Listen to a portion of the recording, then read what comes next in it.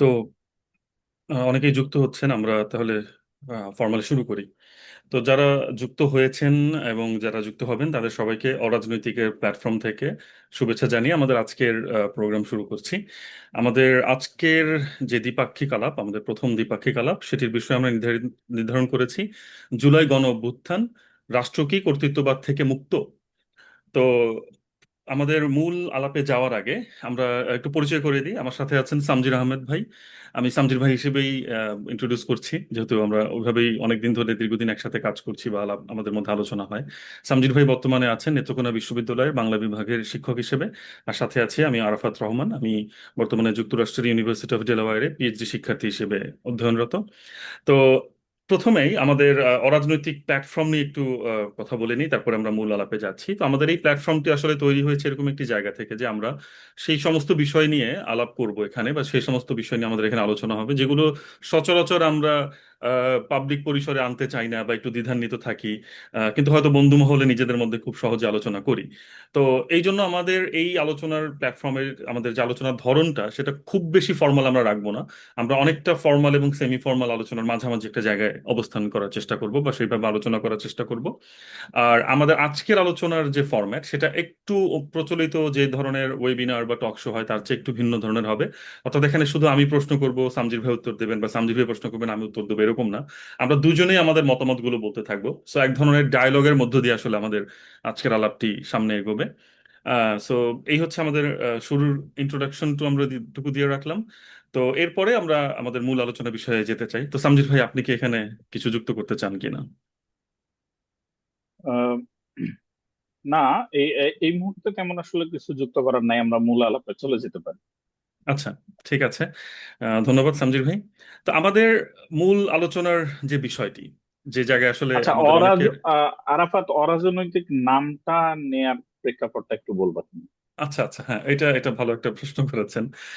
তো অরাজনৈতিক বলার একটা কারণ হচ্ছে এই জুলাই আন্দোলনের আগ পর্যন্ত আমরা একটা জিনিস, আমি জানি না এটা আপনি খেয়াল করেছেন কিনা, আমাদের পরিচিত জনদের মধ্যে কিংবা এখনকার তরুণ প্রজন্মের অনেকের, আপনি যদি ফেসবুক প্রোফাইল দেখেন কিংবা যে কোনো সামাজিক যোগাযোগ মাধ্যমের প্রোফাইল দেখেন অথবা ব্যক্তিগত আলোচনাও যখন আমরা করি, তো অনেকে বলে কি যে আমি হচ্ছে অ্যাপলিটিক্যাল, আমি রাজনীতি পছন্দ করি না। অথবা অনেকের ফেসবুক ইন্ট্রোতেও বা অথবা সোশ্যাল মিডিয়ার ইন্ট্রোতেও লেখা থাকে আই হেট পলিটিক্স।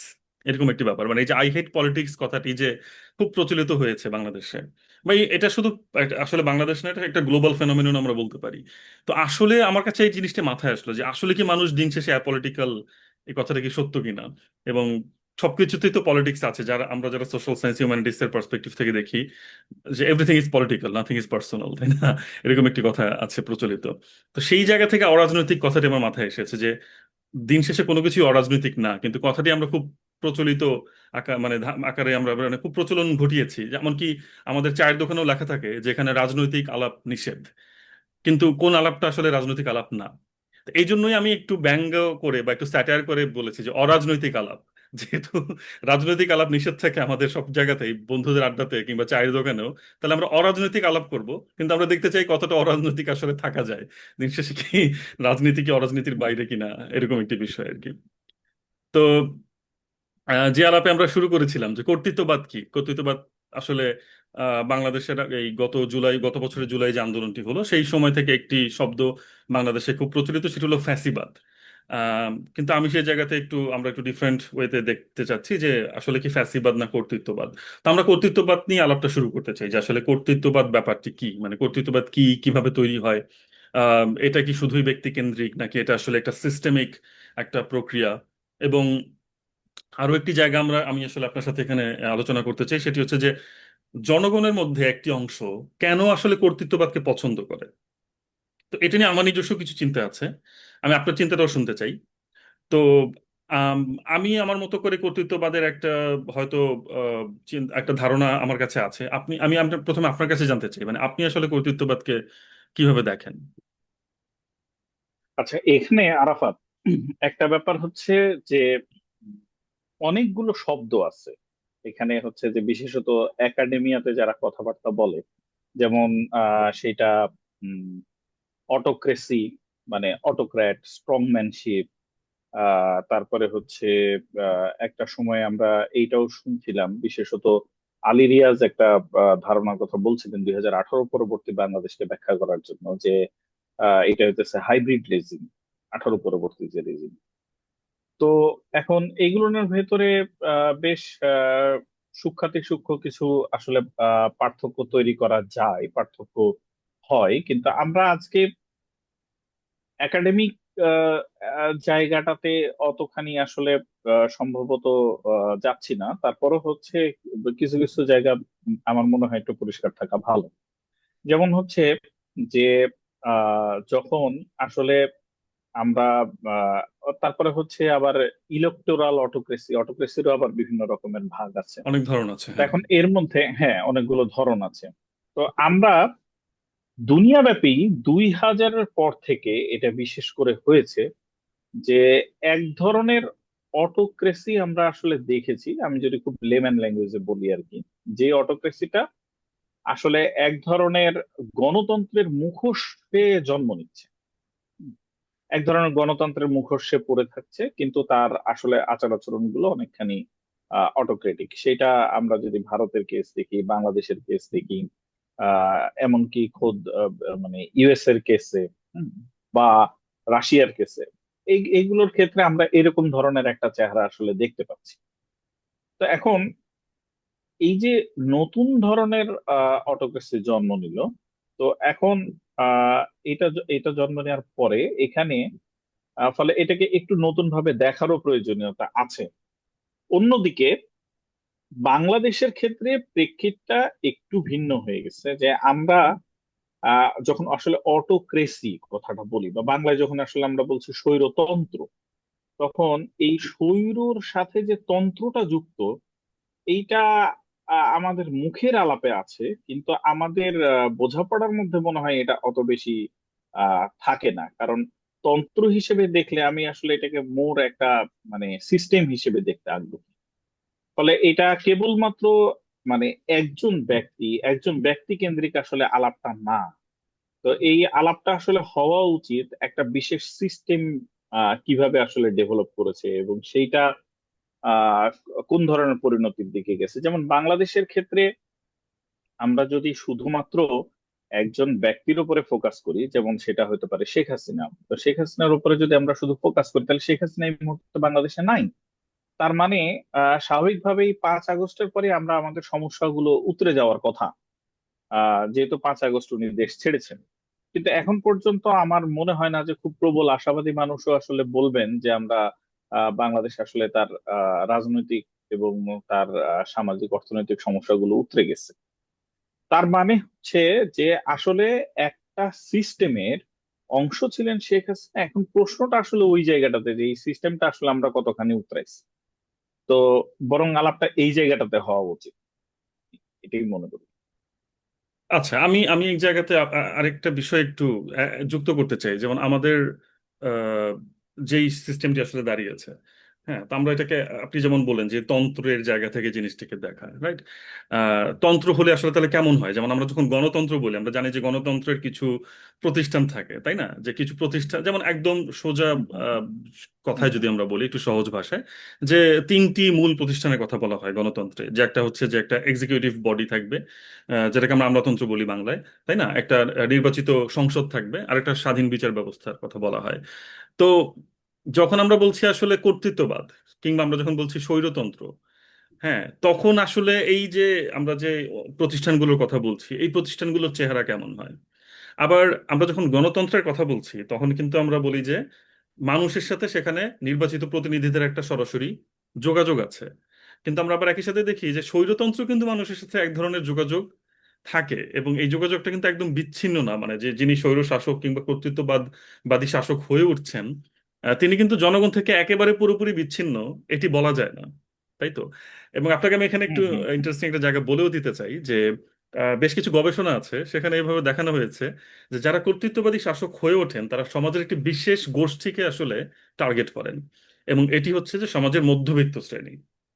বাংলাদেশের প্রেক্ষিতে এই আলাপটি আমরা খুব বেশি আনি না, যে মধ্যবিত্ত শ্রেণীর মধ্যে একটা প্রবল ক্ষমতার লিপ্সা আছে, ক্ষমতার একটা আকাঙ্ক্ষা আছে, এবং সে ওই ক্ষমতার অংশ হতে চায়। এবং এই জন্য কিন্তু সরকার, যারা কর্তৃত্ববাদী সরকার গঠন করে, তারা এমন কিছু সুযোগ সুবিধা তৈরি করে যেখানে এই মধ্যবিত্ত শ্রেণী থেকে একটা অংশ ওই সুযোগ সুবিধাগুলো পাওয়ার ক্ষেত্রে তারা বিশেষভাবে মানে সুযোগ সুবিধাগুলো পায় আর কি। যেমন ধরেন বাংলাদেশের প্রেক্ষিতে আমরা যদি বলি, বাংলাদেশে বিসিএস এর প্রতি মানুষের যে ঝোঁক, এটা কিন্তু শুধুমাত্র চাকরির নিশ্চয়তা থেকে আমার কাছে মনে হয় না, বরং এটা হচ্ছে যে ক্ষমতার কাছাকাছি থাকার একটা আকাঙ্ক্ষা থেকেও এই জায়গাটা অনেক ক্ষেত্রে কাজ করে।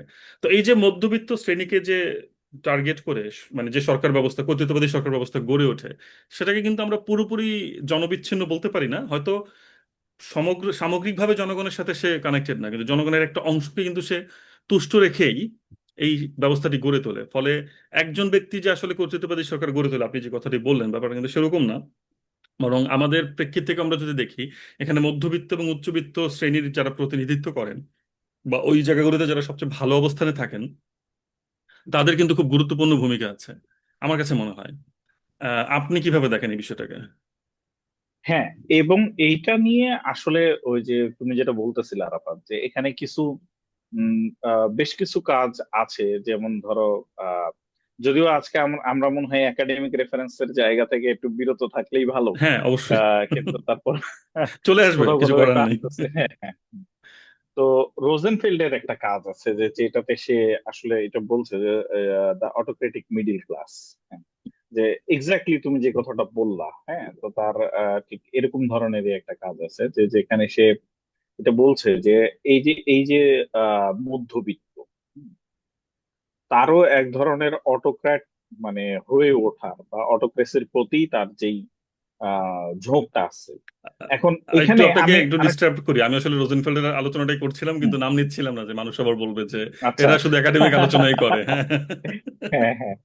আচ্ছা, তো এখানে আরেকটা ব্যাপার আছে আরাফাত, সেটা হচ্ছে ধরো যে এই যে সিস্টেমটা কিভাবে গড়ে ওঠে, এটা ধরো জনগণের একটা অংশের যেরকম সাপোর্ট থাকে, তার পাশাপাশি আমি আরেকটা জায়গার কথা বলবো যে স্টেটের একটু আগে তুমি মানে গণতন্ত্রের যেই তিনটা মূল স্তম্ভের কথা বলছিলে, তো সেই জায়গাটা থেকেই আসলে আমাদের মতো দেশে একটা বড় সড় রকমের সমস্যা হয়েছে যে আমরা ধরো আমাদের এখানে তো যে কোনো ধারণা সেটা ইম্পোর্টেড আকারে যখন আসে, আসলে থিওরি আর প্র্যাকটিস আমি দুইটাকে খুব আলাদা করতে চাই না, বা দুইটা একে অপরের সাথে তার সম্পর্ক খুব অঙ্গাঙ্গি ভাবে জড়িত, কিন্তু ইম্পোর্টেড থিওরি আর প্র্যাকটিসের ভেতরে পার্থক্য থাকে।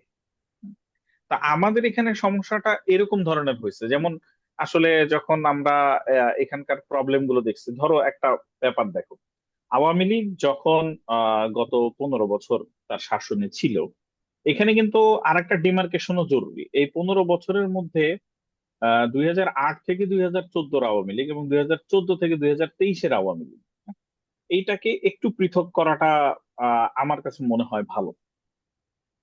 আরেকটা বিষয় হচ্ছে যে এইখানে ধরো যে স্টেটের যেই অর্গান গুলো থাকে, সেই স্টেটের অর্গান গুলোর মধ্যে যেমন ব্যুরোক্রেসি, তারপরে হচ্ছে যে বিচার ব্যবস্থা, বা ধরো তোমার আইন শৃঙ্খলা রক্ষাকারী। আর্মি, হ্যাঁ, আইন শৃঙ্খলা রক্ষাকারী বাহিনী, এই যে এইগুলো যে শক্তিশালী এই অর্গান গুলো, এখন এইগুলো যদি কোনোভাবে একটা কোয়ালিশন করে ফেলতে পারে, কোয়ালিশন করে ফেলতে পারলেই এইটা কিন্তু খুব মারাত্মক একটা মানে জোট হয়ে যেতে পারে, মানে যেটা হতেছে স্বার্থ সংশ্লিষ্ট একটা জোট।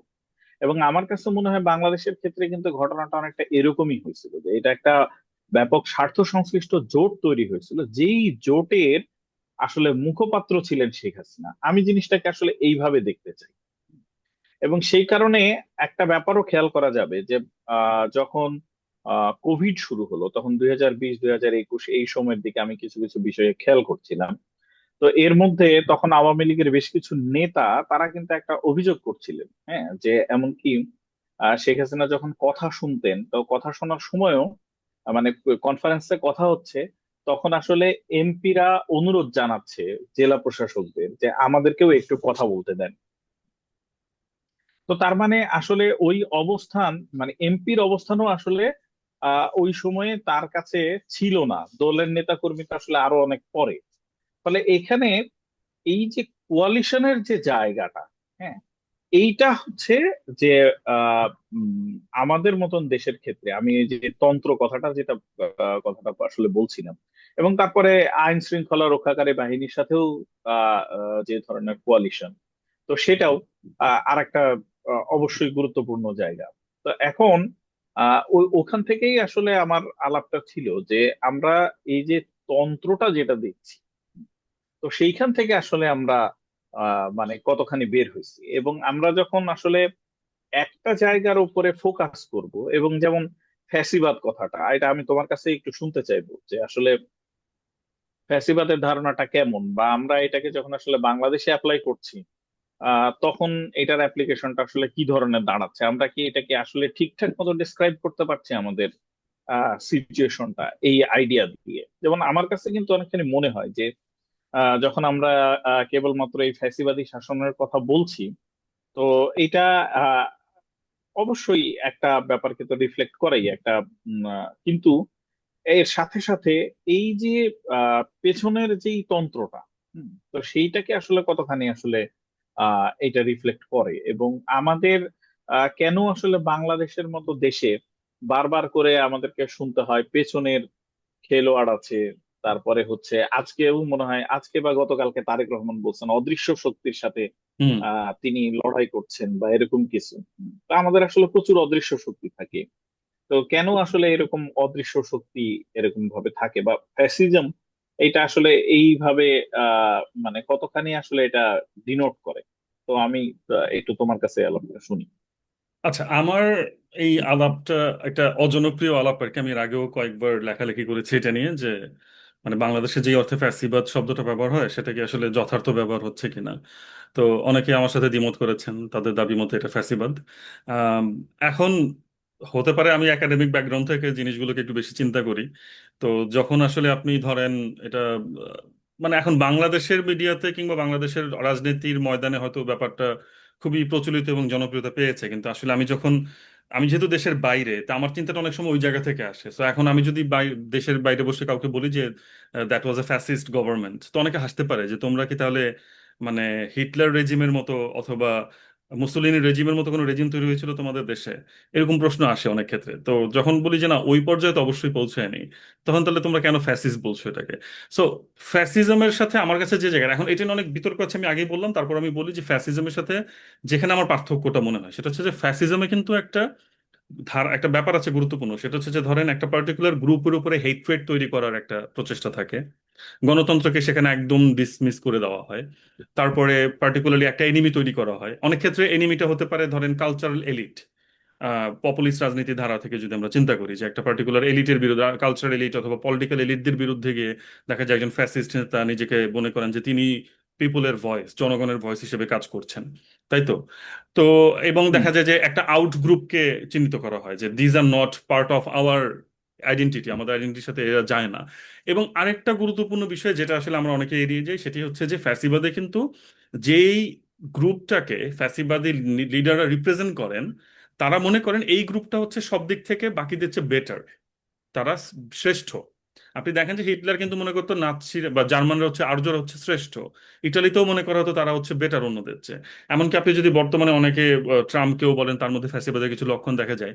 সে কিন্তু কিছুদিন আগেও একটা ভাষণে বলেছে যে আমেরিকানস আর স্মার্টার, বেটার, মিনার, মিনার মানে মিন, তারা মিন কিন্তু মিনের দিক থেকে তারা বেটার মিন, ঠিক আছে, নিষ্ঠুর, হ্যাঁ। হুম। এবং তারা হচ্ছে পাওয়ারফুল অন্যদের চেয়ে। তো এরকম কোনো বয়ান কিন্তু আসলে আমরা বাংলাদেশের ক্ষেত্রে পাই না, যে আমরা আশপাশের অন্যদের চেয়ে আমরা হচ্ছে অনেক বেশি ভালো, সব দিক থেকে আগানো, এই ধরনের বয়ান কিন্তু আমরা গত ইসে পাইনি। এবং এইটা এক ধরনের পপুলিজম তৈরি করে, কিন্তু মানে এক ধরনের জনপ্রিয়তা তৈরি করে মানে নেতাদের মধ্যে। এখন বাংলাদেশের ক্ষেত্রে যেটা হয়েছে, বাংলাদেশের ক্ষেত্রে ফ্যাসিবাদের কিছু কিছু এলিমেন্ট ছিল, যেমন গণতন্ত্রকে ডিসরিগার্ড করার একটা ব্যাপার ছিল, রাইট। সেখানে একটা কল্পিত শত্রু তৈরি করা হয়েছে, স্বাধীনতা বিরোধী, হ্যাঁ। কিন্তু এখানে একটা ইম্পর্টেন্ট জিনিস হচ্ছে যে ফ্যাসিবাদের একটা গুরুত্বপূর্ণ বিষয় হচ্ছে যাকে তারা মানে এরকম ভাবে এনিমি হিসেবে কাউন্ট করে, তাদেরকে কিন্তু এক্সিকিউট করার একটা প্ল্যান থাকে, হ্যাঁ। এবং সেটা এক ধরনের ধরেন যে দিন শেষে একটা মাস এক্সিকিউশনের পর্যায়েও যেতে পারে। কিন্তু আমরা কিন্তু, অথবা ধরেন যেটা এখন যুক্তরাষ্ট্রে হয়তো মাস এক্সিকিউশন সম্ভব হচ্ছে না, মাস ডিপোর্টেশনের একটা চেষ্টা হচ্ছে, রাইট, যে আমরা ইমিগ্রেন্ট হচ্ছে আমাদের শত্রু, ইমিগ্রেন্টদেরকে বের করে দাও দেশ থেকে। হুম হুম হুম। তা আমাদের কিন্তু আসলে ওই রকম ব্যাপারটা হয়নি, বরং যেটা হয়েছে যে হ্যাঁ, শেখ হাসিনা অনেক বেশি অত্যাচার করেছেন, গুম করেছেন, অনেককে হত্যা করিয়েছেন বিচার বহির্ভূত ভাবে, কিন্তু সেটা কিন্তু কোনো মাস এক্সিকিউশনের পর্যায়ে পৌঁছে যায়নি। কিন্তু এখন শেখ হাসিনা যে পর্যায়ে এক্সিকিউশন চালিয়েছেন, সেটা পৃথিবীর অন্যান্য অনেক অথরিটারিয়ান লিডার কিংবা অনেক অটোক্রেটিক লিডার করেছেন পৃথিবীতে। এবং আপনি যদি দেখেন যে এক ফ্রাঙ্কোর সময় স্পেনের যত মানুষ মারা গেছে, বলা হয় যে তার সময় ফ্রান্সে হয়তো কয়েক লাখ মানুষের মৃত্যু হয়েছে রাজনৈতিক কারণে। ঠিক আছে, তারপরে কিন্তু তাকে ফ্যাসিবাদ বলছে না। কারণ হচ্ছে এই শাসকরা আসলে কিন্তু কোনো ধরনের কি বলবো, যে একটা সামগ্রিক জনগণকে একত্রিত করে এক ধরনের পপুলিস্ট লিডার হয়ে ওঠার যে চেষ্টা, সেটা কিন্তু না। যেমন হিটলার কিন্তু অবিসংবাদিত লিডার ছিল জার্মানির দ্বিতীয় বিশ্বযুদ্ধের পরাজয়ের আগ পর্যন্ত, তাই না? মুসোলিনি কিন্তু অবিসংবাদিত লিডার ছিল। হ্যাঁ, এরকম কোনো কিন্তু কোনো লিডারশিপ আমরা দেখতে পাই না। ফলে এই কারণে আমার কাছে ফ্যাসিবাদ নিয়ে আহ, মানে ফ্যাসিবাদী বলা, এটা আমার কাছে মনে হয় এক ধরনের আসলে আহ, মোড় ঘুরিয়ে দেওয়া বা দৃষ্টি ঘুরিয়ে দেওয়ার একটা ব্যবস্থা কথা থাকে। কারণ আপনি যেটা বললেন যে কর্তৃত্ববাদ আসলে একটা সিস্টেমিক ব্যাপার, এটা একজন ব্যক্তিকে কেন্দ্র করে গড়ে ওঠে না। কিন্তু ফ্যাসিবাদ কিন্তু অনেক বেশি একটা ব্যক্তিকে কেন্দ্র করে গড়ে ওঠার একটা বিষয় থাকে, বা একটা দলকে কেন্দ্র করে। কিন্তু দলের মধ্যেও ওই ব্যক্তিটা প্রধান হয়ে ওঠে। কিন্তু আমাদের যে ব্যবস্থা গড়ে উঠেছে সেখানে কিন্তু একটা সিস্টেমিক ব্যাপার আছে।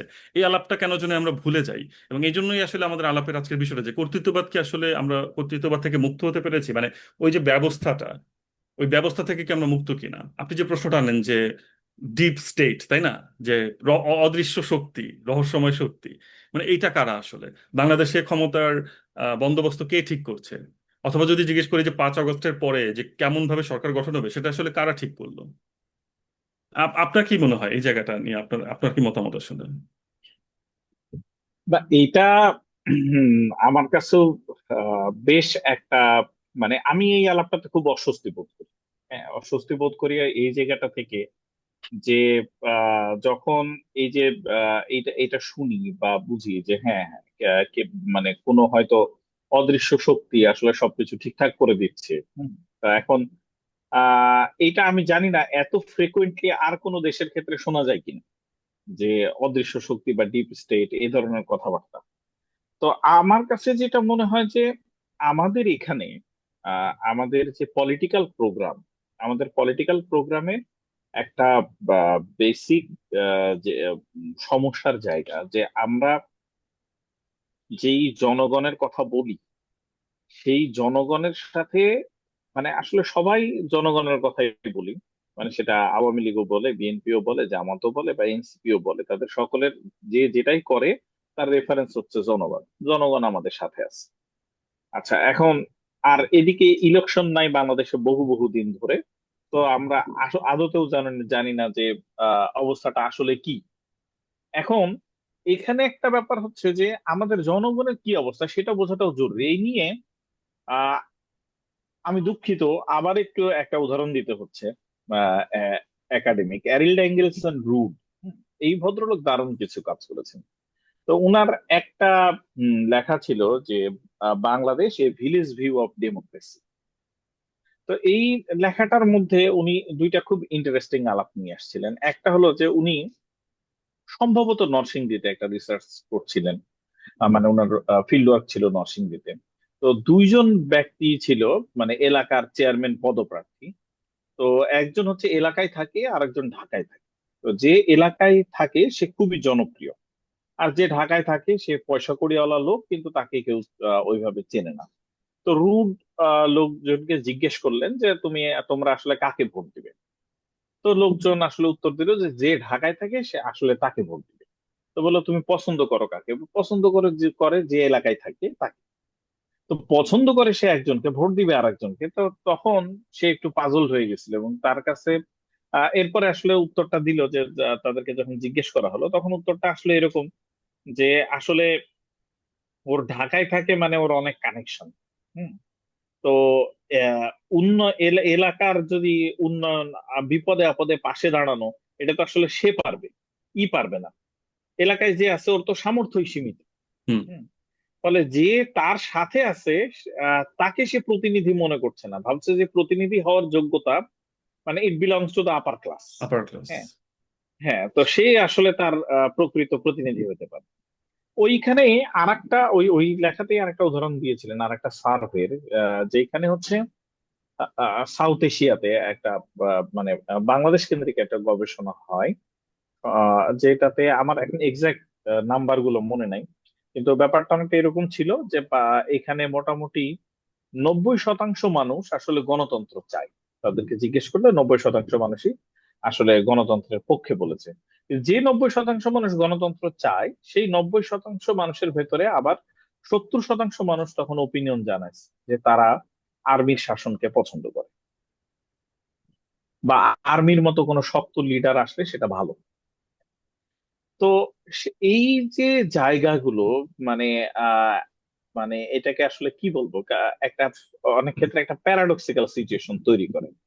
তো এইটা আমাদের কাছে এইটা মনে হয় যে যেমন উম, এই ইয়েতে যারা আমাদের জনগণ, তাদের সাথে যে আসলে রাজনৈতিক দলগুলোর সম্পর্ক কেমন, হ্যাঁ, মানে কতখানি আসলে ইকুয়াল ফুটিং এ নিয়ে আসা। যেমন আমরা দেখলাম যে নতুন এনসিপি সহ আর অনেকগুলো রাজনৈতিক দল আসলো, কিন্তু এই রাজনৈতিক দলগুলোর আসলে পলিটিক্যাল প্রোগ্রাম, মানে আমরা যদি আসলে এই যে আহ, মানে পুরো বাংলাদেশ, এই শহরে মিডল ক্লাসের বাইরেও যদি আমরা বাংলাদেশটাতে পৌঁছাই, তাহলে তাদেরকে নিয়ে আসলে আমরা কোন বাংলাদেশের দিকে যাচ্ছি, বা এইটার আসলে পলিটিক্যাল প্রোগ্রাম গুলো কি ধরনের হওয়া উচিত ছিল, সেটা কিন্তু যথেষ্ট মানে ভাবনার দাবি রাখে।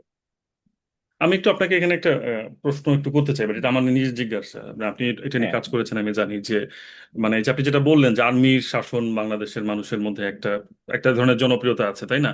এবং এটা শুধু মানে আর্মির প্রতি না, মানে এটাকে যদি আর একটু সহজ করে বলি, যে স্ট্রং ম্যান লিডারশিপ বলে যেটাকে, যে হুম মানুষ এক ধরনের মানে ওই টপ পজিশনে যে থাকেন তার তার মধ্যে এক ধরনের স্ট্রং মানুষ, পার্টিকুলারলি একটা পুরুষতান্ত্রিক ব্যাপারও আছে, যে হুম হুম শক্তিশালী হুম পুরুষের মাচোম্যানশিপ যেটাকে আমরা বলি, হুম হুম এই ধরনের হুম হুম মাচোম্যানদেরকে আর কি ক্ষমতায় দেখতে চায়।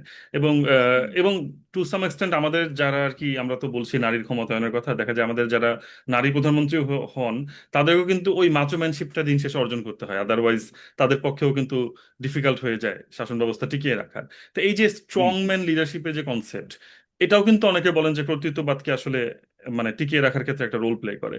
তো এই জায়গাটায় যে বাংলাদেশের মানুষের মধ্যে যে আর্মির শাসনের প্রতি এক ধরনের দুর্বলতা কিংবা স্ট্রংম্যান লিডারশিপের প্রতি যে দুর্বলতা, এটা কেন তৈরি হয় আপনার কি মনে হয়? মানে এই জায়গাটা তো এই জায়গাটা তো প্রয়োজনীয়তা কেন ফিল করে মানুষ আসলে?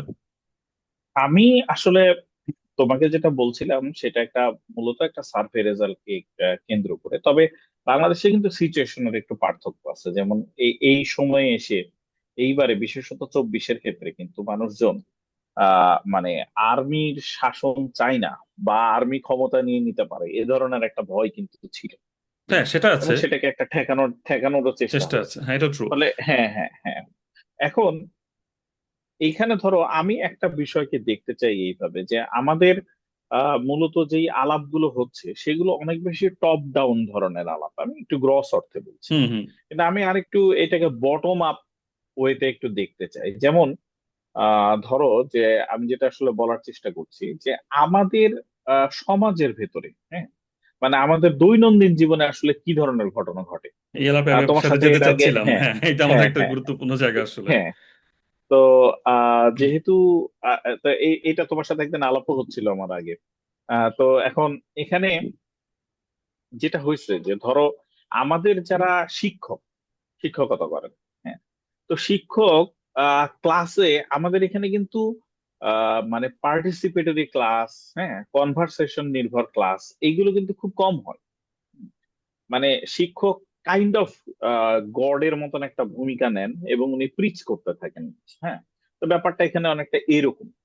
তো এই যে একটা সর্বময় ক্ষমতা, মানে একটা একটা ক্ষমতার চর্চা ওখানে করা, আমাদের ফ্যামিলি স্ট্রাকচারের ভেতরেও ব্যাপারগুলো এরকম ভাবে আছে যে বাবা, হ্যাঁ, সে বাবার হওয়ার সাথে সাথে সে এক ধরনের লেজিটিমেসি অর্জন করে, হ্যাঁ, যে সে তার মতামতটা অন্য যে কারোর উপরে সে আসলে আরোপ চাপিয়ে করতে দেওয়া, পারে, আরোপ করা, হ্যাঁ। হ্যাঁ, চাপিয়ে দেয়। তারপরে হচ্ছে যে আমরা যখন ধরো কোনো মানে কাজের ক্ষেত্রে যাই, তো কাজের ক্ষেত্রে মানে যেমন আমাদের কোনো সরকারি কাজের যখন প্রয়োজন হয়, যে সরকারি অফিসে কোনো কাজ আমাদের প্রয়োজন, তো তখন আমরা প্রথম যে জিনিসটা খোঁজার চেষ্টা করি সেটা হলো যে আমাদের পরিচিত কে আছে। হুম। কারণ আমরা জানি যে সোজা উপায়ে আসলে কাজটা হবে না। তো আমাদের পরিচিত কে আছে এটা বের করতে হবে, এবং এই কারণে আমি একটা ব্যাপার খেয়াল করছি। আমার কাছে মনে হয় যে এই যে পুনর্মিলনী হয় বিভিন্ন স্কুলের, কলেজের, বিভিন্ন ব্যাচের, বিসিএস এর বিভিন্ন ব্যাচ, তো একটা জিনিস দেখা যায় যে আমরা প্রচুর পরিমাণে সমিতি ফর্ম করতে খুব আগ্রহী, বিভিন্ন রকমের সমিতি। জেলা হ্যাঁ। সমিতি, এবং তারপরে স্কুল হ্যাঁ হ্যাঁ হ্যাঁ, হ্যাঁ হ্যাঁ প্রাক্তন ব্যাচ হ্যাঁ সমিতি হ্যাঁ এরকম। হ্যাঁ। এবং সেটা যেতে যেতে এমন একটা পর্যায়ে গেছে যে এইটার হচ্ছে মানে বিসিএস ক্যাডারদেরও একটা সমিতি আছে। ব্যাচ ভিত্তিক আছে আবার মানে শুধু। সরি, হ্যাঁ ব্যাচ ভিত্তিক আছে, আবার অ্যাডমিন ক্যাডারের আছে। অ্যাডমিন এবং ক্যাডারে, যখন হ্যাঁ। যখন হচ্ছে যে সাদিক আব্দুল্লাহর সাথে একজন ইউএনওর সমস্যা হলো, এবং তখন আমি যেটা বলছিলাম যে অবশ্যই ওই সময়ে আহ, আওয়ামী লীগ সরকারের নামে যে আসলে সরকারটা রান করছিল, তো সেই সরকার আসলে তখন কিন্তু তার পক্ষে কোনোভাবেই সম্ভব ছিল না সাদিক আব্দুল্লাহর পক্ষ নেয়া। ফলে সাদিক আব্দুল্লাহ ওই সময় শেখ হাসিনার একজন আত্মীয় হওয়া সত্ত্বেও আহ মূলত সাদিক আব্দুল্লাহ পানিশমেন্টের ভেতর দিয়ে গেছেন, এবং ওই ঘটনার পর থেকে ইউএন এর সাথে তার প্রবলেমে জড়ানোর পর থেকে সে কিন্তু আর কখনোই আহ মনোনয়ন পায়নি। এরপরে কিন্তু সে দুইবার তিনবার মনোনয়ন, সিটি মনোনয়ন কর্পোরেশন এবং পরিবর্তন হয়ে তার জাতীয় চাচাকে নির্বাচন। দেওয়া হয়েছিল। হ্যাঁ হ্যাঁ হ্যাঁ হ্যাঁ, এবং তাকে কিন্তু আর দেয়া হয়নি। দেওয়া হয়নি, হ্যাঁ। তো হ্যাঁ, তো এই জায়গাগুলো কিন্তু ইন্টারেস্টিং ছিল যে আসলে মানে ক্ষমতা কার হাতে ছিল, কার কোন হাতে, দিকে ছিল। এক্স্যাক্টলি। হুম, আপনাকে একটু এখানে মনে করাই দিই, আমি এরকম হ্যাঁ কনভারসেশনও শুনেছি যে এমপির ফোনকে সচিবরা কিংবা বিভিন্ন কোন মন্ত্রণালয়ের যারা মানে দায়িত্বে থাকেন, মানে প্রশাসনিক হুম হুম কর্মকর্তারা, তারা আগের মতো হুম পাত্তা দেন না। এটা হচ্ছে একদম দুই হুম হাজার হুম আঠারোর হুম পর থেকে, বিশেষ করে হুম দুই হুম হাজার হুম আঠারোর হুম যে নির্বাচন, যেটাকে আমরা রাতের নির্বাচন বলি, তারপর থেকে প্রশাসনের হুম হুম লোকজন এমপিদেরকে পাত্তা হুম দেওয়া বন্ধ করে দিয়েছেন। ঠিক আছে। হুম হুম হুম এমপিদের সুপারিশ কাজে লাগছিল না অনেক ক্ষেত্রেই। ঠিক হুম আছে। হুম তো হুম এই যে আপনি যেটা হুম বললেন, মানে এটা কিন্তু সেই আমাদের যে গোষ্ঠী কেন্দ্রিক যে চিন্তা ভাবনা এবং গোষ্ঠী কেন্দ্রিক যে আসলে আমরা মানে ভাবছি, মানে যে জায়গাটা আপনি বলছেন, সেটাকে বেশ ভালোভাবে রিফ্লেক্ট করে।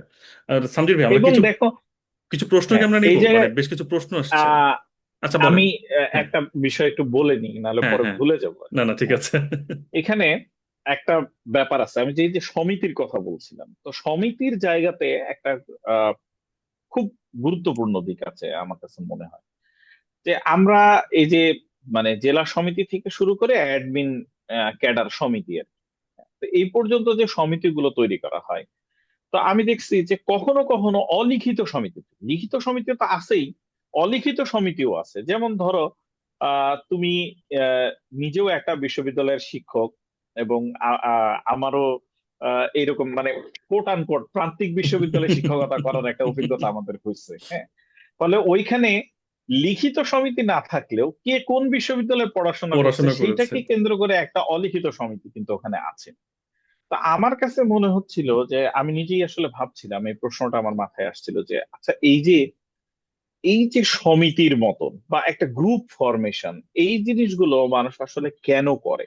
কারণ আমার কাছে এইটার মনে হয়েছে যে আমরা সম্ভবত সামাজিক এবং রাজনৈতিক ভাবে প্রচন্ড রকমের অনিরাপদ, মানে আমাদের একটা ইনসিকিউরিটি বোধ আমাদেরকে আসলে এই সব দিকে ধাবিত করে। হ্যাঁ, যে একটা ক্লায়েন্টালিস্ট একটা সম্পর্ক যদি আমরা ডেভেলপ করি, এবং কেউ একজন আছে যে যে হয়তো আমাকে আসলে সেভ করবে।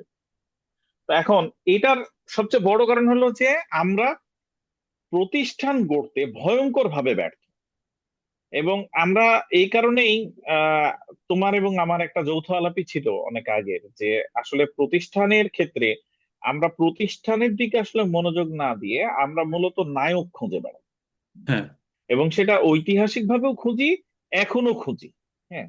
তো এখনো সেভিয়ার যে সেভিয়ার আর কি। ব্যাপারটা, হ্যাঁ হ্যাঁ সেভিয়র, যে মানে কেউ একজন আসলে সেভিয়র আসবেন, এবং সেই সেভিয়র আমাদেরকে আসলে রক্ষা করবেন।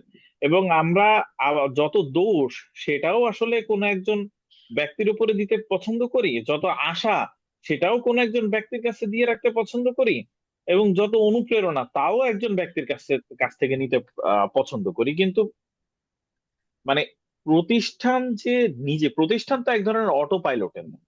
হ্যাঁ, যে যে নিজেই আসলে এক ধরনের সেফ গার্ডিং নিশ্চিত করে ফেলবে। হ্যাঁ, তো আমার যখন পাসপোর্টটা বা আমার এনআইডির কাজটা যখন খুব ইজিলি হবে, একেবারে নিয়মতান্ত্রিক ভাবে হবে, তখন তো আসলে আমার আসলে ওই সমিতিটার প্রয়োজন বা ওই গ্রুপের প্রয়োজনটা অতখানি থাকে না।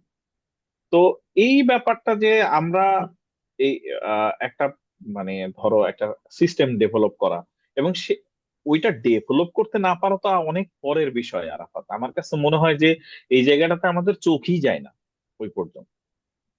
হ্যাঁ, না, এখন বলো তুমি না, যেটা আমাদের কিছু বলছিলে। প্রশ্ন আসছে, এই জন্য ভাবলাম যে কিছু প্রশ্ন আমরা একটু ই করবো কিনা, জেনে নেবো, দেখে নেবো কিনা।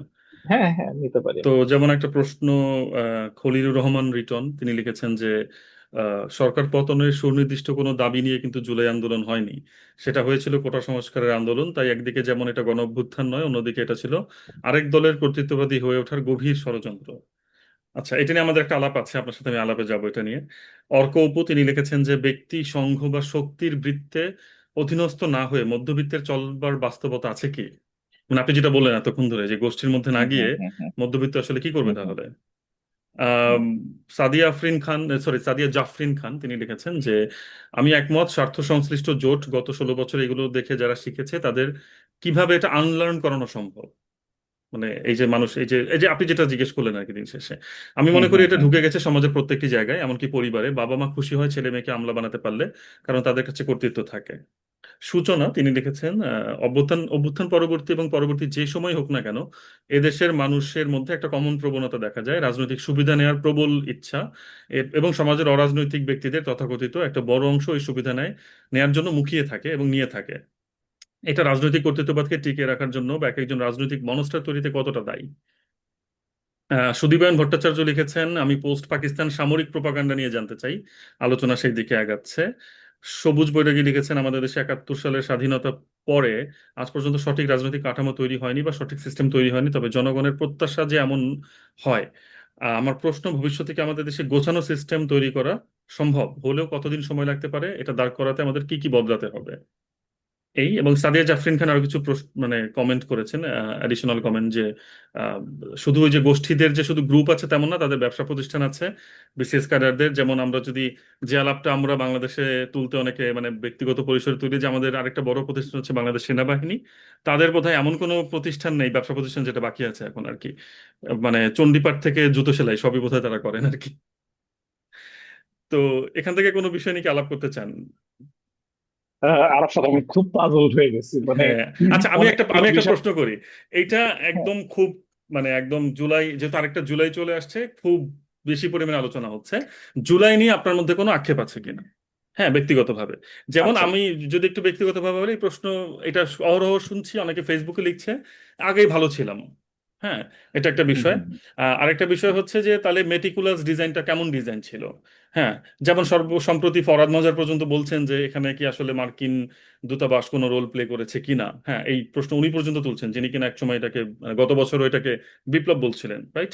তো উনি ওনার জায়গা থেকে সরে আসছেন। এখন প্রশ্ন হচ্ছে যে একটা কর্তৃত্ববাদী শাসন ব্যবস্থা তৈরি হয়েছিল, এটা নিয়ে কোনো সন্দেহ নেই।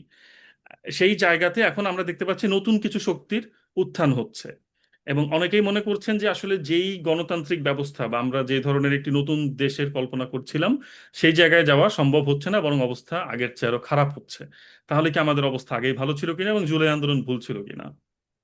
এই হচ্ছে ওভারঅল আলোচনার বিষয়টা। আমি আমার মতামত একটু পরে বলছি, আপনি মনে হয় বলতে চাচ্ছিলেন, আপনার মতামতটা কি আসলে? আচ্ছা, এখানে আমি এই যে এই পুরো আলাপটা, এই যে মেটিকুলাসলি ডিজাইন, হ্যাঁ, বা ফরেন ইন্টারভেনশন, হ্যাঁ, তো সেটা ইউএসএ, ইন্ডিয়া, বিভিন্ন কিছু, তারপরে অর্থ কড়ির ব্যাপার, এই এই সবগুলো ঠিক আছে। আমি মানে আমি ধরে নিলাম যে এইগুলো সত্য হইতে পারে আপাতত। এখন এই ধরে নেওয়ার উপরে ভিত্তি করে আমি একটা আসলে আমার একটা প্রশ্ন আছে, যে আচ্ছা, আমি ধরে নিলাম যে এই মুহূর্তে যদি এই সুপার পাওয়ার অথবা মেটিকুলাস ডিজাইন, সেইটা যদি আসলে এই এরকমের জুলাইকে সম্ভব করে তুলতে পারে, তাহলে কি আমরা ধরে নিতে পারি যে এখন ওই ওই ক্রীড়নক, ওই ওই ব্যক্তিরা যদি একত্রিত হয় এবং সিদ্ধান্ত নেয়, আগামী 1 মাসে আবার একটা রেভলিউশন হবে এবং আওয়ামী লীগ ব্যাক করবে? তো খুবই এটা সম্ভব। কি আসলে পসিবল? না, এই আলাপটার হিসেবে কিন্তু মনে হয় যে হ্যাঁ ওটা খুবই সম্ভব, হ্যাঁ, এরকম মানে যদি কিছু। ওইটা সত্য হয় আর কি, মানে ওইটা যদি হ্যাঁ আমি ওটা চির যদি সত্য হয়। 100% সত্য হ্যাঁ ধরে নিই আর কি, সেটাই বলছি। হ্যাঁ হ্যাঁ, কিন্তু এখন ব্যাপারটা হলো যে আমার কাছে যেটা মনে হয় যে যদি এটা ডিজাইন থাকেও, আমি ধরে নিলাম যে এটা যদি ডিজাইন হয়ও, প্রেক্ষাপটটা দেখাটা খুবই গুরুত্বপূর্ণ। যেমন আমি আমার একটা অভিজ্ঞতার কথা শেয়ার করি আরাফাত, যে যখন 17 জুলাই, 16 জুলাই বা 17 জুলাই, হ্যাঁ 17ই জুলাইয়ের কথা বলছি আমি। তো 17 জুলাই একটা আন্দোলন হচ্ছে, দানা বাঁধছে, আমি ওইটা অবজার্ভ করছি। এর মধ্যে হঠাৎ করে আমি দেখলাম যে উত্তরাতে ব্যাপক পরিমাণে গোলাগুলি হচ্ছে, এবং আমার প্রচুর পরিমাণে স্টুডেন্ট আসলে আহত, এবং তারপরে একটু রিউমারের মতো শুনলাম যে 2জন মারাও গেছে। হ্যাঁ, তো মানে আমাদের স্টুডেন্ট, পরে হুম যাই হুম। জানলাম এটা অন্য অন্য বিশ্ববিদ্যালয়ে। তো তখন আমি, রাইয়ান এবং আমাদের আরেকজন শিক্ষক, আমরা কিন্তু কয়েকজন মিলে ওই মুহূর্তে, তখন কিন্তু বিশ্ববিদ্যালয়গুলো না না ছিল, খুব কড়াভাবেই হ্যাঁ, না ছিল। তারা চাইতেছিলেন বন্ধ না যে করে আমরা দিচ্ছিল, কোনো, পাবলিক বিশ্ববিদ্যালয়গুলো বন্ধ হয়ে যাচ্ছিল। হ্যাঁ হ্যাঁ হুম হ্যাঁ হুম। হ্যাঁ হ্যাঁ হ্যাঁ হ্যাঁ, এবং প্রাইভেটও তাই, যে আমরা প্রাইভেটও বন্ধ আসলে হয়ে যাচ্ছিল, মানে হ্যাঁ। শিক্ষার্থীদের পক্ষে দাঁড়াই এটা আসলে চাচ্ছিল না। চাচ্ছিল না। এখানে কিন্তু একটা ব্যাপার হয়েছে প্রাইভেট বিশ্ববিদ্যালয়গুলোতে, প্রায় বেশিরভাগ জায়গাতেই এখানে শিক্ষকরা যে দাঁড়াইছেন, শিক্ষকদের এই দাঁড়ানোটা কিন্তু প্রশাসনকে মানে মোটামুটি ভাবে অবজ্ঞা করে। হুম। একদম তো ডিফাই করা, যেটা আর কি বলি আমরা। একদম ডিফাই করা। হুম। তো তারা যখন এইভাবে আসলো, এবং পরবর্তীতে যেটা হয়েছে যে মোটামুটি 3 বা 4 তারিখ থেকে সব প্রশাসনই এক ধরনের, প্রথমে ধরি মাছ নাচুই পানি, এবং পরে হইতেছে যে ইয়েতে চলে যাওয়া আর কি। 4 তারিখ থেকে তখন হইতেছে যে একদম সরাসরি অবস্থানে চলে যাওয়া, যে হ্যাঁ আমরা, কারণ বুঝছে যে এটা আসলে থাকবে না, সো পরেরটার সাথে যেতে হবে। তা এখন ব্যাপারটা হলো যে আহ তাহলে তার আগের যে 15 বছর, সেই 15 বছর কি বাংলাদেশের জন্য আসলে হ্যাপি টাইম ছিল? এটাকে আমরা কোনোভাবেই কিন্তু আসলে সেটা দাবি করতে পারি না। কারণ ওই যে, আমি বরং বলবো যে অনেকটা ব্যুরোক্রেটিক অটোক্রেসি, বা এরকম কিছু একটা নাম হয়তো দেয়া যেতে পারে, যে যে অটোক্রেসির ভেতরে আসলে আমরা ছিলাম। তো সেই অটোক্রেসিটা, এইটা তো আসলে মেনে নেয়ার কোনো জায়গা ছিল না।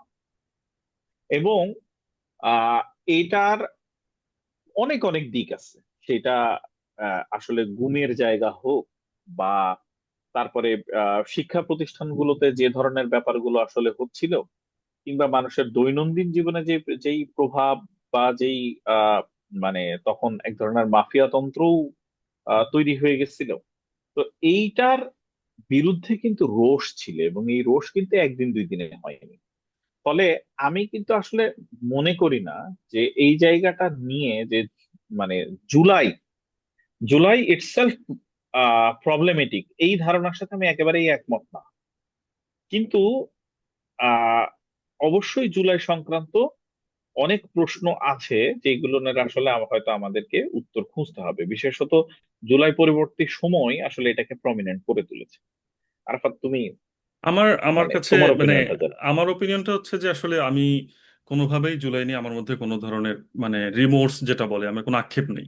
আক্ষেপ নেই একটা হ্যাঁ কারণে, সেটা হচ্ছে যে মানে আমরা যেই জায়গা থেকে আসলে এই এই আন্দোলনটাকে সমর্থন দিয়েছি, বা আমি ব্যক্তিগতভাবে যে জায়গাটা থেকে দিয়েছি, সেটা হচ্ছে যে আমরা এমন একটি রাষ্ট্র ব্যবস্থা এবং সমাজ ব্যবস্থা গড়ে তুলছিলাম, যেখানে আসলে আমি এটাকে বলি যে আমাদের তো একদম রাষ্ট্রের শীর্ষ পর্যায়ে ছিলেন একজন, বলা যায় সর্বোচ্চ ক্ষমতাবান অটোক্রেটিক শাসক বা স্বৈরাচার বা কর্তৃত্ববাদী শাসক, আমরা যেটাই বলি।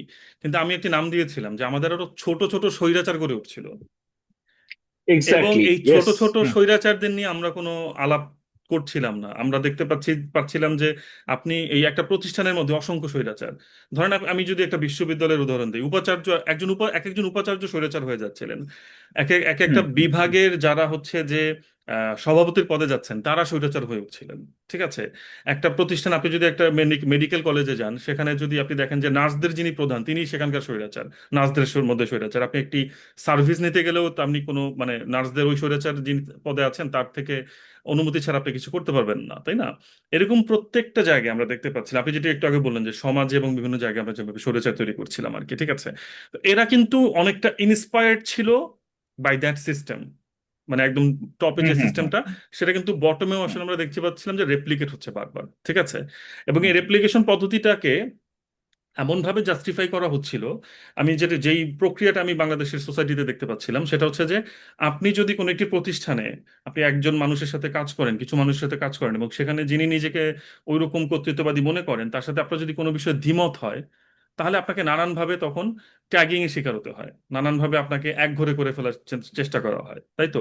এবং এই বিষয়টা কিন্তু আপনি খেয়াল করে দেখেন যে বাংলাদেশে খুব পারভাসিভ লেভেলে ছড়িয়ে গেছে একদম সর্বত্র। হুম এবং হুম এবং মব কালচারের কথা আজকে যেটা বলা হচ্ছে, মব হুম সংস্কৃতির কথা হুম বলা হচ্ছে, এটা কিন্তু আওয়ামী লীগের 15 বছরের মধ্যে কিন্তু তৈরি হয়েছিল। আপনি যদি মনে করে দেখেন যে অনেক জায়গায় অনেকগুলো প্রোগ্রাম বন্ধ করে দেওয়া হচ্ছে, তাই না, মব তৈরি করে এক জায়গার জনগণ একত্রিত হয়ে অন্যদের উপর আক্রমণ করছে, মানে এগুলো খুব নিত্য নৈমিত্তিক ঘটনা হয়ে দাঁড়াচ্ছিল। তো আমার কাছে মনে হচ্ছিল যে ওই ব্যবস্থায় একটা ধাক্কা দেওয়াটা খুব জরুরি, এবং সেই ধাক্কা দেওয়ার কাজটা হচ্ছে জুলাই আন্দোলনটা করতে পেরেছে। এবং মানে সেই জায়গা থেকে আমার আমার জায়গায় কোনো রিমোর্স আসলে নেই, কারণ যেই ধরনের শাসন ব্যবস্থা এবং রাষ্ট্রীয় কাঠামো, সমাজ কাঠামো তৈরি করে রেখেছিল আওয়ামী লীগ রেজিম, মানে এটি আসলে দিন শেষে বাংলাদেশের জন্য অদূর ভবিষ্যতেও কোনো ভালো কিছু নিয়ে আসতো না। যারা মনে করছেন শেখ হাসিনা থাকলে অনেক কিছু ঠিক হয়ে যেত, তারা ঠিক আসলে ওই যে স্বৈরাচার প্রক্রিয়ার তৈরির প্রক্রিয়ারই অংশ, তারাই আসলে এগুলোকে ফ্যাসিলিটেট করেছেন অথবা এনেবল করেছেন। হ্যাঁ, এবং আমার কাছে মনে হয় যে ওই জায়গাটায় আসলে একটা প্রবল ধাক্কা জরুরি ছিল। আহ, সমস্যা হচ্ছে যে মানুষ ধাক্কাটার সাথে যুক্ত হয়েছে, ধাক্কা দেওয়ার ক্ষেত্রে তারা একটা পর্যায়ে গিয়ে অংশ নিয়েছে। কিন্তু ওই যে আপনি যে জায়গাটি আমার সাথে একবার আলোচনা করেছিলেন, আমার কাছে মনে হয় সেটা হচ্ছে সবচেয়ে গুরুত্বপূর্ণ। সেটা হচ্ছে যে সাধারণ মানুষ সবসময় অর্গানাইজড না। ফলে তারা একটা আন্দোলনের যে একটা মোমেন্টাম তৈরি হয়েছিল, সেই মোমেন্টামের সময় তারা যে ধাক্কাটা তৈরি করতে পেরেছে, আন্দোলন পরবর্তী সময় ওই অর্গানাইজড ফোর্স আর থাকেনি, বরং ওটা এক ধরনের মানে অসংগঠিত একটা শক্তি হয়ে গেছে, ছড়িয়ে গেছে, বিভক্তি তৈরি হয়ে গেছে। ফলে আমরা যে প্রত্যাশিত পরিবর্তন দেখতে চাচ্ছিলাম সেটা আর আসলে তৈরি করা সম্ভব হয়নি। এবং আরেকটি গুরুত্বপূর্ণ বিষয় হচ্ছে যে মানুষ হয়তো কর্তৃত্ববাদী শাসকের পরিবর্তন চেয়েছে, সর্বোচ্চ শাসকের, কিন্তু ব্যবস্থার আসলে পরিবর্তনের রূপরেখা কি হবে এটা নিয়ে কিন্তু কোনো আলোচনা আমাদের মধ্যে আসলে হয়নি। ফলে যেটা হয়েছে, ওই আলোচনাটা শুরু হয়েছে অনেকটা আন্দোলনের পরে, এবং সেটা একটা পার্শিয়াল জায়গায়, ওভারঅল সিস্টেম নিয়ে কিন্তু আলাপ হয়নি, শুধুমাত্র কিছু বিষয় নিয়ে আমরা দেখতে পাচ্ছি যে আলোচনা হয়েছে, এবং সেখানেও নানান মতদ্বৈততা আছে। ফলে মানুষের মধ্যে এক ধরনের আবার হতাশা তৈরি হচ্ছে যে তাহলে কি আমরা পূর্বের ব্যবস্থার মধ্যে আবার ফেরত যাচ্ছি কিনা, অথবা আমাদের এক্সিস্টিং যে সিস্টেমটা এখনো দাঁড়িয়ে আছে সেটা কি আসলে পরিবর্তনের কোনো জায়গা তৈরি হচ্ছে কিনা। এইখান থেকে হয়তো মানুষের এক ধরনের আক্ষেপ আছে, তৈরি হচ্ছে। কিন্তু তার মানে এই নয় যে জুলাই আন্দোলন কোনো দিক থেকে আমার কাছে মনে হয় ভুল ছিল। হ্যাঁ, এখন একটা রাষ্ট্র আসলে কিভাবে সামনে এগোবে সেটা আমার কাছে মনে হয় যে রাষ্ট্রের জনগণকে একত্রিত হয়ে একটা অর্গানাইজড ফোর্স করে আসলে তো ঠিক করতে হবে। শুধুমাত্র কিছু মানুষের উপর ছেড়ে দিলে এটা কখনোই আহ ভালো কোনো জায়গায় যাবে না, এটা অন্তত আমার কাছে মনে হয় আর কি। হ্যাঁ আরাফাত, এবং আমি এই জায়গাটাতে ধরো আর একটা বিষয় একটু যুক্ত করবো, যে আমার ওই যে আগের যে আলাপটা করছিলাম সেখান থেকে, যে ধরো এই যে মব সৃষ্টি হচ্ছে, হ্যাঁ, এইটা নিয়ে ইমরান কামাল একটা খুব চমৎকার কাজ করেছেন এর মধ্যে। তো তারপরও আমি আরেকটু এখানে যেটা যুক্ত করব সেটা হচ্ছে যে এই মব সৃষ্টি হওয়ার পেছনে একটা ব্যাপার কিন্তু আছে, যে আমরা আওয়ামী লীগের ওই সময়ে দেখেছি যে কিভাবে করে প্রতিষ্ঠানগুলো একের পর এক ধ্বংস হচ্ছে। হ্যাঁ, যে কোনো জায়গাটাতে আগেও শক্তপোক্ত কোনো প্রতিষ্ঠান ছিল বলে আমার মনে হয় না, কিন্তু যেটুকুন ছিল সেইগুলো না আসলে ধ্বংসের মুখে গেছে। আর জুলাই যে কাজটা করেছে, যে জুলাইয়ের পরে আমরা যে অন্তর্বর্তী সরকার দেখেছি, যে ওই যে ধ্বংসপ্রাপ্ত যে প্রতিষ্ঠান, ওই ধ্বংসপ্রাপ্ত প্রতিষ্ঠানটাকে এক ধরনের লাইফ সাপোর্ট দিয়ে টেনে নিয়ে যাওয়ার একটা ক্ষমতা প্রবণতা, হ্যাঁ। হয়তো আওয়ামী রেজিমের ছিল। কিন্তু আমাদের তো আসলে লক্ষ্যটা যেটা ছিল, যে যারা মানে জুলাইকে আপহোল্ড করে তাদের তাদের হয়তো এই প্রত্যাশা জায়গাটা ছিল যে আমরা আসলে ওই সিস্টেমের ভেতর দিয়ে যাব না। মানে আমরা আসলে এক এক ধরনের নতুন বন্দোবস্ত, নতুন ব্যবস্থাপনা আসলে সেইটার দিকে যাব। এখন যেটা হয়েছে যে ওই যে ক্ষয়ে যাওয়া সিস্টেম, সেইটার উপরেই যদি এই সরকার ভর করতে যায়, এবং সে অরাজনৈতিক সরকার হওয়ার কারণে, সরি অরাজনৈতিক বলাটা মনে হয় একটু বিপজ্জনক মানে হবে আর কি এটা সিভিলিয়ান ক্ষেত্রে। গভর্নমেন্ট বলা তো যায় এক ধরনের মানে নাকি? আপাতত, আপাতত হ্যাঁ হ্যাঁ অরাজনৈতিকই আর হ্যাঁ কি, হ্যাঁ, হ্যাঁ, মানে তো তাদের তো এইটার পলিটিক্যাল পার্টি কারণে, নেই। হ্যাঁ হ্যাঁ হ্যাঁ হ্যাঁ হ্যাঁ হ্যাঁ, তো আপাতত তার তার যে বিপদটা হয়েছে, যে না সে ওই পুরনো সিস্টেমটাকে ওইভাবে রান করার ক্ষমতা রাখে, না সে নতুন সিস্টেম ইন্ট্রোডিউস করার ক্ষমতা রাখে। তো হতাশার জায়গাটা আসলে মনে হচ্ছে যে এই জায়গাটা থেকে তৈরি হয়েছে, হ্যাঁ, যে সে এইটার দুইটার কোনোটাই সে আসলে করার ক্ষমতা রাখেন। এবং এইখানেও আসলে নানা মাত্রিক বিষয়াদির এমন ধরনের আগমন হচ্ছে যে যেগুলো আসলে অনেক রকমের প্রশ্নের জন্ম দিচ্ছে। আমি তোমাকে আর একটা ব্যাপার বলি, যে আমাদের যে আলাপের টাইটেলটা ছিল যে আমরা আসলে কর্তৃত্ববাদ থেকে মুক্ত কিনা। তো একদিন তুমিও বলছিলে যে আসলে আমরা কতখানি কর্তৃত্ববাদ থেকে মুক্ত হয়েছি। তো সেখানে একটা ব্যাপার ছিল যে আসলে মানে মানে যদি যার সাথে আমার শত্রুতা, সে যে গেমের নিয়মটা সেট করলো, আমি যদি ওই গেমের নিয়মেই খেলি এবং সেটাতে যদি আমি জিতেও যাই, তারপরেও কিন্তু জয়টা আহ তারই হয় যে গেমের নিয়মটা সেট করছে। তো বাংলাদেশে আহ আওয়ামী লীগ যা করেছে, তো সেইটার জন্য বিশেষত জুলাইয়ের সময় সেটার জন্য কি কি কাজ করা হচ্ছে, একটা হলো যে আওয়ামী লীগের বিচার মানে যারা এই ঘটনার সাথে জড়িত ছিল তাদের, এখানে কিন্তু শুধু আওয়ামী লীগ বলাটাকেও খুব গ্রস আর কি, ওয়ার্ডটা আমি এতটা গ্রস হইতে চাই না। তো এখানে আহ যেটা হচ্ছে যে আহ যারা এই জুলাই নৃশংসতার সাথে যুক্ত তাদের আসলে বিচার হওয়ার কথা। এখন এই বিচারটা না হয়ে বরং আওয়ামী লীগকে শায়েস্তা করার একটা উপায় হিসেবে যেটা ধরা হলো, সেই উপায়টা হলো যে ঠিক যেভাবে আওয়ামী লীগ একের পর এক মামলা দিয়েছে, যেটাকে মির্জা ফখরুল ইসলাম এক সময় হচ্ছে হুম। গায়েবী মামলা হিসেবে চিহ্নিত সম্ভবত করলেন, আহ, সেটা আরো এক ধাপ বড় স্কেলে হুম চলে গেল। হুম। না, বলেন, আমার নাম্বারটা মনে করার উনি চেষ্টা সম্ভবত করছিলাম। ওয়ার্ডটা প্রথম ব্যবহার করছিল। হ্যাঁ হ্যাঁ হ্যাঁ। হ্যাঁ, হ্যাঁ। তা এখন এরপরে যেটা হলো যে আজকে পর্যন্ত, হ্যাঁ, সরকারের তরফ থেকে বলা হচ্ছে, কিন্তু আসলে গায়েবী মামলার কিন্তু কোনো মানে আর ধরা বাঁধা সীমারেখা কিছুই নাই এখানে। আরেকটা বিষয় হচ্ছে যে যেই গ্রেফতারের বিষয়টা চলছিল আওয়ামী লীগের আমলে, এবং সেই আওয়ামী লীগের আমলে গ্রেফতারে যেমন আমরা এখন দেখছি যে আমি একটা ডেটা কিছুদিন আগে একটা আলাপে উপস্থাপন করছিলাম যে গত 10 মাসে বাংলাদেশে গ্রেফতার হয়েছে 3,59,000। 3 লাখ। হ্যাঁ, 3,59,000 10 মাসে, যেটা এর আগের কোনো সময়ের সাথে এটার কিন্তু কোনো তুলনা হয় না। তাহলে এখন ব্যাপারটা হচ্ছে, এবং সেটা নিয়ে কিন্তু মানে বিশেষত আইন উপদেষ্টা আরবিট্রারি গ্রেফতার বা এগুলো রোধ করার কথা বা এরকম ধরনের কথাবার্তা বলে যাচ্ছে, তার মানে আসলে তার কথার ভেতরেও ইমপ্লিসিট স্বীকারোক্তি আছে, হ্যাঁ, যে এই গ্রেফতার অনেক ক্ষেত্রে আরবিট্রারি, এবং সেইটা যে জিনিসটাকে প্রশ্নবিদ্ধ করে তুলছে সেটা হচ্ছে বিচার, বিচারটাকেই প্রশ্নবিদ্ধ করে তুলছে। আর একটা বিষয় হচ্ছে যে আহ সৌল আহমেদ মুন্না, মুন্না একটা কাজ করছে, এবং যেই কাজটার জন্য এবং আলাপটার জন্য সে মাঝে মাঝে আমি অনেক জায়গাতে দেখছি যে সে গালিও খাচ্ছে। আপনাকে আমি একটু এখানে যে একটু একটু মনে করিয়ে দিই, মানে বিএনপির দাবি হ্যাঁ, ছিল যে 2009 থেকে 2023-এর মধ্যে বিএনপি নেতাকর্মীদের বিরুদ্ধে আপনার হচ্ছে যে 1,41,636টা মামলা হয়েছে। হুম, হুম, হুম। ইয়েস। আর এখন এই ডেটাটাও দরকার যে এই গত ডেটাটা কিছুদিনে দরকার যে আসলে এক বছরে কতগুলো কি হয়েছে, হয়েছে, হ্যাঁ এই এক্স্যাক্টলি। ডেটাটাও, হ্যাঁ, এটা কি হয়েছে। তো এখন এখানে ব্যাপারটা হলো যে ওই উম, যে বিচারের প্রক্রিয়াটা, হ্যাঁ, তো বিচারটা আমাদের এখানে আমরা বিচারের প্রোগ্রেসটা না যতখানি দেখছি তার চাইতে এখানে ব্যাপারটা হলো যে খুব একটা উদগ্র একটা বাসনা তৈরি হচ্ছে, যে মানে ওই যে আমি মুন্নার আলাপটা করছিলাম যে হুম হুম মুন্না হুম হুম। কিন্তু হচ্ছে আহ মানে আমরা উম, জাতি হিসেবে কি ধরনের রিকনসিলিয়েশন প্রসেসের মধ্যে দিয়ে যেতে পারি, ট্রুথ কমিশন হতে পারে কিনা, এই ধরনের কিছু আলাপ করছিল, এবং মুন্না কিন্তু যথেষ্ট পরিমাণে গালি খাচ্ছে এগুলো নিয়ে। খুব বাজে সমালোচনার শিকার হচ্ছে, অনেকখানি হেডলেস আহ আলাপ সেগুলো আর কি, মানে ওর বিরুদ্ধে যেগুলো হচ্ছে। তো এখানে এই ব্যাপারটা কিন্তু খুবই জরুরি যে বাংলাদেশ এই যে যখনই এই যে নিষিদ্ধের মতো ব্যাপারগুলো ঘটে, রিপ্রেস করার মতো ব্যাপারগুলো ঘটে, যেটা পুরোপুরি আওয়ামী লীগ করেছিল, ওই প্রক্রিয়াটা যখন হচ্ছে যে মানে আবার মানে রিপ্রোডিউসড হবে, তখন এটাও আসলে মাথায় রাখা দরকার যে ওইটার বাই প্রোডাক্টটাও রিপ্রোডিউসড হইতে পারে।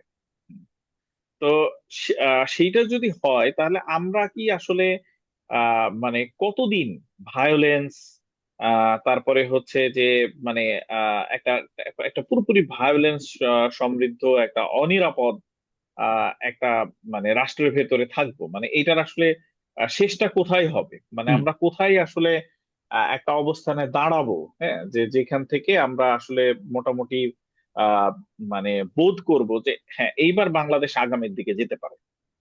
জুলাইয়ের পরে আমরা আবারও হচ্ছে যে এই যে মুক্তিযুদ্ধ, তারপরে হচ্ছে যে মানে স্বাধীনতা বিরোধী শক্তি, হ্যাঁ, এই ডাইকোটমি কিন্তু আবার ফেরত আসছে। হ্যাঁ, এখানে তো আপনাকে এই একটু আমি ডাইকোটমি একটু জানতে ফেরত চাই, আসা মানে এই দুইটাই। এই ডাইকোটমিতে মানে একটা জিনিস আমরা দেখতে পাচ্ছি যে আওয়ামী লীগ, দেশের বাইরে যারা আছে বা দেশের মধ্যেও যারা আছেন, তারা বারবার আওয়ামী লীগের নেতারা বলার চেষ্টা করছেন যে এই আন্দোলনটা হচ্ছে জামাতের আন্দোলন ছিল। হ্যাঁ, পুরো আন্দোলনটাই জামাত আসলে নানানভাবে মানুষকে মোটিভেটেড করে বা ইনফ্লুয়েন্স করে আন্দোলনটা করার চেষ্টা করেছে। আবার দেখতে পাচ্ছি দেশের মধ্যে জামাতও একই বয়ানই দিচ্ছে, যে জামাত এখন দাবি করছে যে পুরো আন্দোলনের মূল কারিগর তারা, পেছন থেকে তারাই নাকি সব সাজিয়েছে। এবং মানে বৈষম্য বিরোধী ছাত্র আন্দোলনের মানে ইনপুট যেগুলো গেছে পেছন থেকে, সেগুলো নাকি তাদেরই ইনপুট দেওয়া। হ্যাঁ, এই যে ইন্টারেস্টিং ব্যাপার হচ্ছে দুই পক্ষের দাবি কিন্তু এক, দুইটা বিরোধী পক্ষ রাজনৈতিকভাবে, তারা যারা বিরোধী তারা দুজনে একই বয়ানই দিচ্ছে। হ্যাঁ, আপনার হুম, কি হুম, মনে হুম। হয় না যে এই যে দুই পক্ষের একই মতামত বা একই দাবি, এটা আসলে আন্দোলনের যে মেরিট এবং আন্দোলনের যে অন্যান্য যে অংশ যারা, হ্যাঁ, আন্দোলন তো শুধু একটা পক্ষ করেনি বা শুধু একটা দল এসে করেনি, তাই না? এখানে অনেকগুলো পক্ষ ছিল। সো বাকি অংশকে কি আসলে এটা এক ধরনের কি বলা যায়, মানে ডিলেজিটিমাইজ করে দিচ্ছে না এটা? মানে আমার কাছে তো এরকম মনে হয়। একদমই একদমই একমত আমি তোমার সাথে। এবং এখানে ব্যাপারটা হচ্ছে যে এই দুই পক্ষ মানে একে অপরকে যে ফিড করে, হ্যাঁ, এবং একে অপরকে ফিড করে এখানে যেটা শঙ্কার জায়গা তৈরি করে ফেলছে যে বাংলাদেশ হয়তো তার পুরনো বন্দোবস্তেই ফেরত যাবে। এই টাইপের একটা অবস্থা কিন্তু তৈরি হওয়ার সমূহ সম্ভাবনা রাখে এইখানে। আহ যেই ব্যাপারটা গুরুত্বপূর্ণ ছিল যে মানে যেটাকে ধরো আমি কি বলবো যে নতুন ভয়েস বলবো নাকি থার্ড ফোর্থ কি একটা ভয়েস বলবো, যাই হোক, মানে একটা নতুন ধরনের ধারণা আসলে আমাদের এখানে তৈরি হচ্ছিল যে যেখান থেকে আমরা যেমন ধরো আমরা যখন হচ্ছে নয়া রাষ্ট্রকল্পের কথা বললাম, হ্যাঁ। হ্যাঁ, তো সেই নয়া রাষ্ট্রকল্পের মধ্যেও কিন্তু আমরা কিন্তু এই প্রবলেম গুলো আইডেন্টিফাই করার চেষ্টা করছি। হ্যাঁ, যে আমাদের এই যে বর্তমান শাসন মানে সরকার ব্যবস্থা, এটা এই কতখানি প্রতিনিধিত্বশীল, এটা আসলে প্রতিনিধিত্ব কতখানি করে। হ্যাঁ, জনগণ একদিন যে ভোট দিয়ে আসে, একদিন ভোট দিলে আসলে তারপরে রাষ্ট্র যদি তার উপরে চেপে বসে, এই চেপে বসাটা আসলে কতখানি রোধ করার মেকানিজম রাষ্ট্রের ভেতরে আমরা রাখছি। হুম। তো এখন আমাদের এই যে মানে পুরা আইন ব্যবস্থা, বিচার ব্যবস্থা, সে সবগুলো জায়গাতে এবং আমাদের মানে এই কারণে আমরা কিন্তু নাগরিকের ধারণা বাদে আমরা অংশীজনের আইডিয়াটার কথা বলছিলাম, হ্যাঁ, যে মানুষ মানে জনগণ হবে আসলে রাষ্ট্রের অংশীজন। তো সেইখান থেকে মানে মানে স্টেক হোল্ডার কিন্তু ভিন্ন জিনিস, হ্যাঁ। তো এখন এই নতুন যে ধারণাটা এবং মানুষের ভিতরেও কিন্তু আসলে সেই আকাঙ্ক্ষা ছিল, এই আকাঙ্ক্ষা একেবারে ছিল না ব্যাপারটা কিন্তু তা না। কারণ এটা আমরা তার আগের 5 বছরে বাংলাদেশে যে পরিমাণ মিম হয়েছে এবং এখনো যে পরিমাণ মিম হয় এবং সেখানে রাজনৈতিক নেতাদেরকে যে পরিমাণ মোকারি করা হয়, তার মানে হচ্ছে যে বাংলাদেশের একটা বড় অংশ এই পুরনো পদ্ধতির রাজনীতিটাকে কিন্তু আসলে মানতে পারছে না। কিন্তু বন্দোবস্তটা এমন ধরনের হয়ে গেল এখন মনে হচ্ছে যে আসলে পুরনো ওই জায়গাটাতে ফেরত যাওয়ার একটা সমূহ সম্ভাবনা রাখে। দুটো, দুই তিনটা কমেন্ট আসছে বা প্রশ্ন বলা যায়, হুম, আমরা একটু পড়ে নেই বোধহয় এই ফাঁকে। সুদীপায়ন ভট্টাচার্য, সে আমার সাথে দ্বিমত করেছেন যে আউট অফ নোওয়্যার বিশাল জনগোষ্ঠী একত্রিত হয়ে সিস্টেম চেঞ্জ করবে, এটা কি সম্ভব কিনা, কোথাও হয়েছে কিনা এটা আসলে। আম, এবং তার ধারণা যে নেতৃত্ব বা অ্যাভাটার না আসলে হয়তো এটা সম্ভব না। মাহমুদুল হাসান লিখেছেন যে গণঅভ্যুত্থানের সরকার গণশত্রুদের অর্থাৎ পুরনো রাজনৈতিক বন্দোবস্তের যারা দাবিদার তাদের রুখতে না পারার দায় এবং জুলাইয়ের শক্তিগুলোর ক্ষয়িষ্ণু প্রভাব ও বিভক্তি এই গণঅভ্যুত্থানকে হয়তো 90-এর বাস্তবতায় নিয়ে যাচ্ছে। সামাজিক বিভক্তি, মেরুকরণ ও উগ্রপন্থার সর্বোচ্চ পর্যায়ে সমাসীন হয়ে ত্যক্ত বিরক্ত কেউ যদি হাসিনা প্রীতির মনোবৈকল্যে ভোগেন তাকে নিন্দাবন্ধ করা কি সমীচীন হবে কিনা। আহ মুষ্টিমেয় পরিবর্তনের ইঙ্গিত বাদ দিলে মোটা দাগে বাংলাদেশ 2.0 কি মিথ হিসেবে দেখার সুযোগ আছে? খুবই ইন্টারেস্টিং কোয়েশ্চেন। ইমরান হ্যাঁ, কামাল হ্যাঁ, হ্যাঁ। ভাই লিখেছেন যে বোধ করি যে কোনো গণপ্রতিরোধে, বিশেষ করে যে ঘটনা কেবল রেজিম বদলে সীমাবদ্ধ নয়, যার মধ্য দিয়ে রাজনৈতিক কাঠামো বদলে যায়, তার সাথে নতুন প্রফেশনাল নতুন এক্সপার্টিস গড়ে ওঠার সম্পর্ক আছে। আম, কি কিছু যোগ করতে চান এই জায়গার সাথে? আহ এখানে ওই যে প্রথমে সুদীপ যে জিনিসটার কথা বলছিল যে হ্যাঁ, একটা আমি সুদীপকে যেটা বলবো যে আসলে আমরা এই দাবিটা করিনি, যে কোনো একদিন একটা বড় অংশের জনগণ একত্রিত হবে এবং একত্রিত হয়ে সে একটা নতুন সিস্টেম তৈরি করে ফেলবে। না, হয়তো এটা আমার আসলে আমার আমার ইসের প্রশ্নে আসছে ওই যে আমি বলেছিলাম যে জনগণ যেভাবে একত্রিত হয়েছিল জুলাই পূর্ববর্তী সময়, পরবর্তীতে হুম, ওইটা হুম। আর ওই অর্গানাইজড অবস্থায় থাকেনি, হয়তো ওই প্রেশারটা তৈরি করতে হ্যাঁ, পারেনি হ্যাঁ, হ্যাঁ, হ্যাঁ, সেই হ্যাঁ, হ্যাঁ, প্রসঙ্গে। হ্যাঁ, হ্যাঁ। না, হ্যাঁ, তা এখানে ব্যাপারটা হলো যে এটা ওরকম ভাবে হবে না। হ্যাঁ, এবং সেই কারণেই আসলে ওই যে একটু আগে বলছিলাম যে আমরা আসলে কি ধরনের পলিটিক্যাল প্রোগ্রাম হ্যাঁ নিচ্ছি, এই জিনিসটা কিন্তু খুবই গুরুত্বপূর্ণ।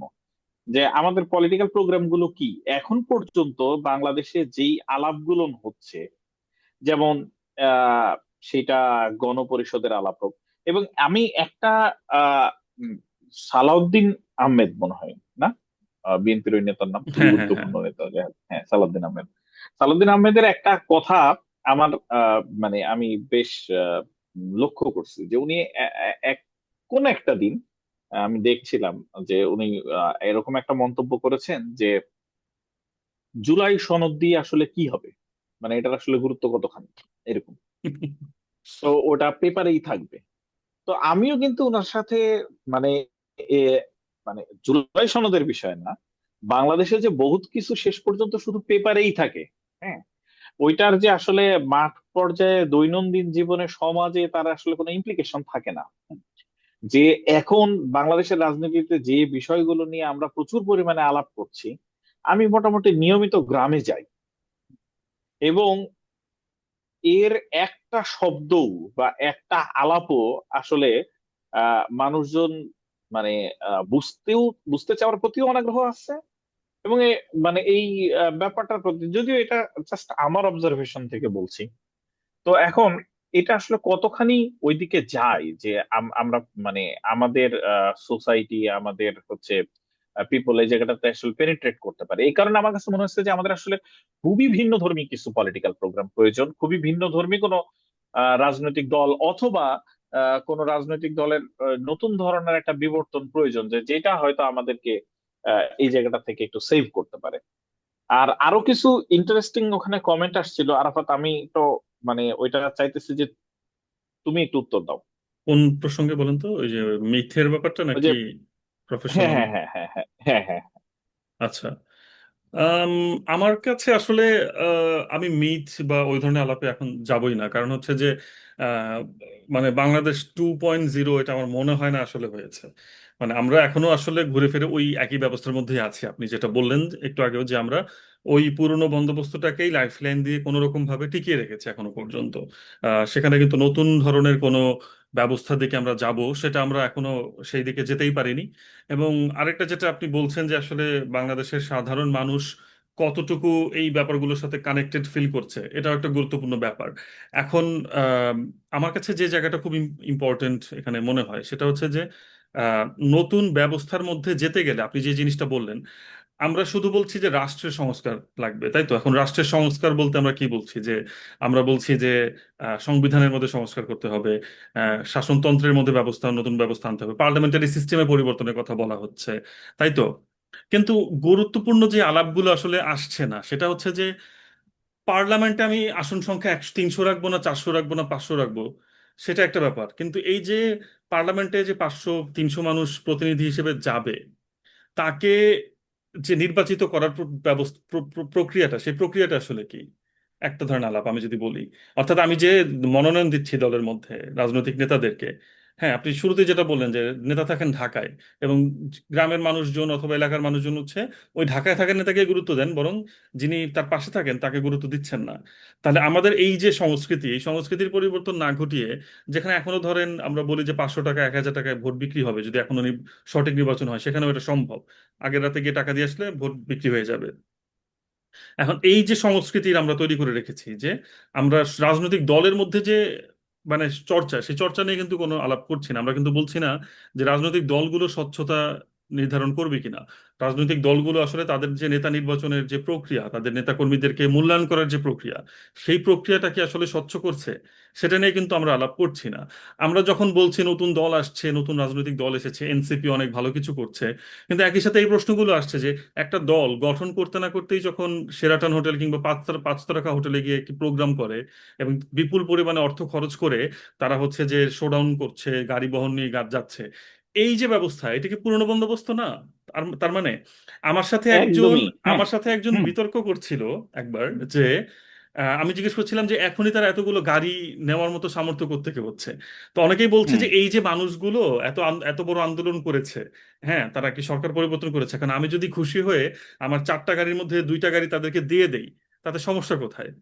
আমি বললাম আপনি কি এটা মিন করছেন যে এই যে 2টা গাড়ি আপনি দিয়ে দিচ্ছেন, এই যে তাকে আপনি পরে গিয়ে এটা মনে করাবেন যে আমি আপনাকে 2টা গাড়ি দিয়েছিলাম, এখন এই প্রজেক্টটা পাওয়াতে বা এই টেন্ডারটা পাওয়াতে আপনি আমাকে হেল্প করেন, কিংবা আমার এই ফাইলটা মন্ত্রণালয়ের অমুক জায়গায় আটকে আছে, এই প্রজেক্টটা আটকে আছে, আপনি আমাকে ওই প্রজেক্টটা পাস করানোর ক্ষেত্রে হেল্প করেন। তাহলে আলটিমেটলি আপনি তো সেই পুরনো বন্দোবস্তেই যাচ্ছেন, তাই না? এবং প্যাট্রন ক্লায়েন্ট যে রিলেশনশিপ, অর্থাৎ আপনি কোনো ধরনের কোনো মানে এক্স্যাক্টলি। হুম। কোনো ধরনের কোনো কন্ট্রিবিউট না করে আপনি হচ্ছে শুধুমাত্র লেনদেন ভিত্তিক একটা ব্যবস্থায় চলে যাচ্ছেন, যেখানে আপনি আমার পিঠ চুলকে দেবেন, আমি আপনার পিঠ চুলকে দেবো, তাই তো? তাহলে সেখানে এই ব্যবস্থার মধ্যে দিয়ে যদি আমি আগাতে থাকি দিন শেষে, তাহলে নতুন হুম। বন্দোবস্ত কি? নতুন বন্দোবস্ত বলে তো আসলে কিছু আমরা এখনো যাইনি প্রথমত, তাই না?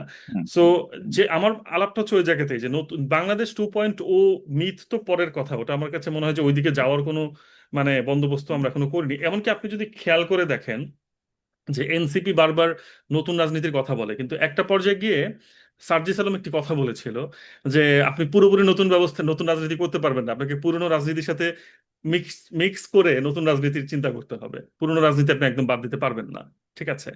তার মানে আসলে আমরা ওইভাবে নতুন রাজনৈতিক ব্যবস্থা, নতুন সমাজ ব্যবস্থা, নতুন ধরনের চিন্তা, সেদিকে যাওয়ার চিন্তা আমরা এখনো করছি না।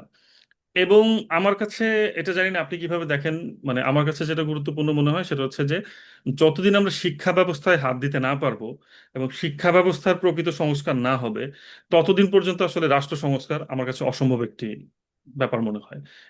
কারণ এই জায়গায় কোনো কাজই হচ্ছে না। এবং দেখেন সবচেয়ে গুরুত্বপূর্ণ বিষয়, এতগুলো সংস্কার কমিশন হয়েছে, শিক্ষা নিয়ে যে কমিশনটি করা হলো সেটিকে শুরুতেই আটকে দেওয়া হলো, এবং সেটি কিন্তু আর কোনো আলোর মুখ দেখলো না। এবং আমাদের শিক্ষা ব্যবস্থা যা ছিল তাই চলমান আছে, তাই তো?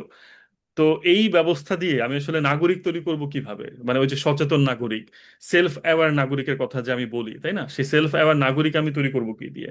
ইমরান ভাই একটা কথা বললেন যে নতুন নতুন যে প্রফেশনাল এক্সপার্টিস, এটাও এটাও জরুরি। আমরা পলিটিক্যাল সায়েন্সে একটা আলাপ আমরা করি তাত্ত্বিকভাবে যে একটা স্টেট স্টেটের যে ধরেন কিছু পাওয়ার থাকে, হ্যাঁ? তো স্টেটের পাওয়ারটা গড়ে ওঠে কিভাবে আসলে? তো সেখানে একটা গুরুত্বপূর্ণ জায়গা বলা হয় যে স্টেটের আসলে পাওয়ার গড়ে ওঠার পেছনে এই যে এক্সপার্টিসের একটা বড় ভূমিকা থাকে, যে আপনার কিছু প্রফেশনাল এবং কিছু এক্সপার্ট লাগবে যারা কিছু বিষয় মানে খুব ভালো ধারণা রাখবেন, এবং তারা ওই বিষয়গুলোতে দেখা যাবে যে খুব দ্রুত সিদ্ধান্ত নেওয়ার মতো তাদের নলেজ এবং স্কিল থাকবে। তো আমরা কি আসলে সেই দিকেও কি কোনো মনোযোগ, এটা আমি একদমই ট্র্যাডিশনাল সেন্সে বলছি, ট্র্যাডিশনাল সেন্সের যে স্টেট, সেই ট্র্যাডিশনাল সেন্সের স্টেটও কি আমরা আসলে তৈরি করার দিকে মনোযোগ হয়েছি? এটা একটা বড় জায়গা।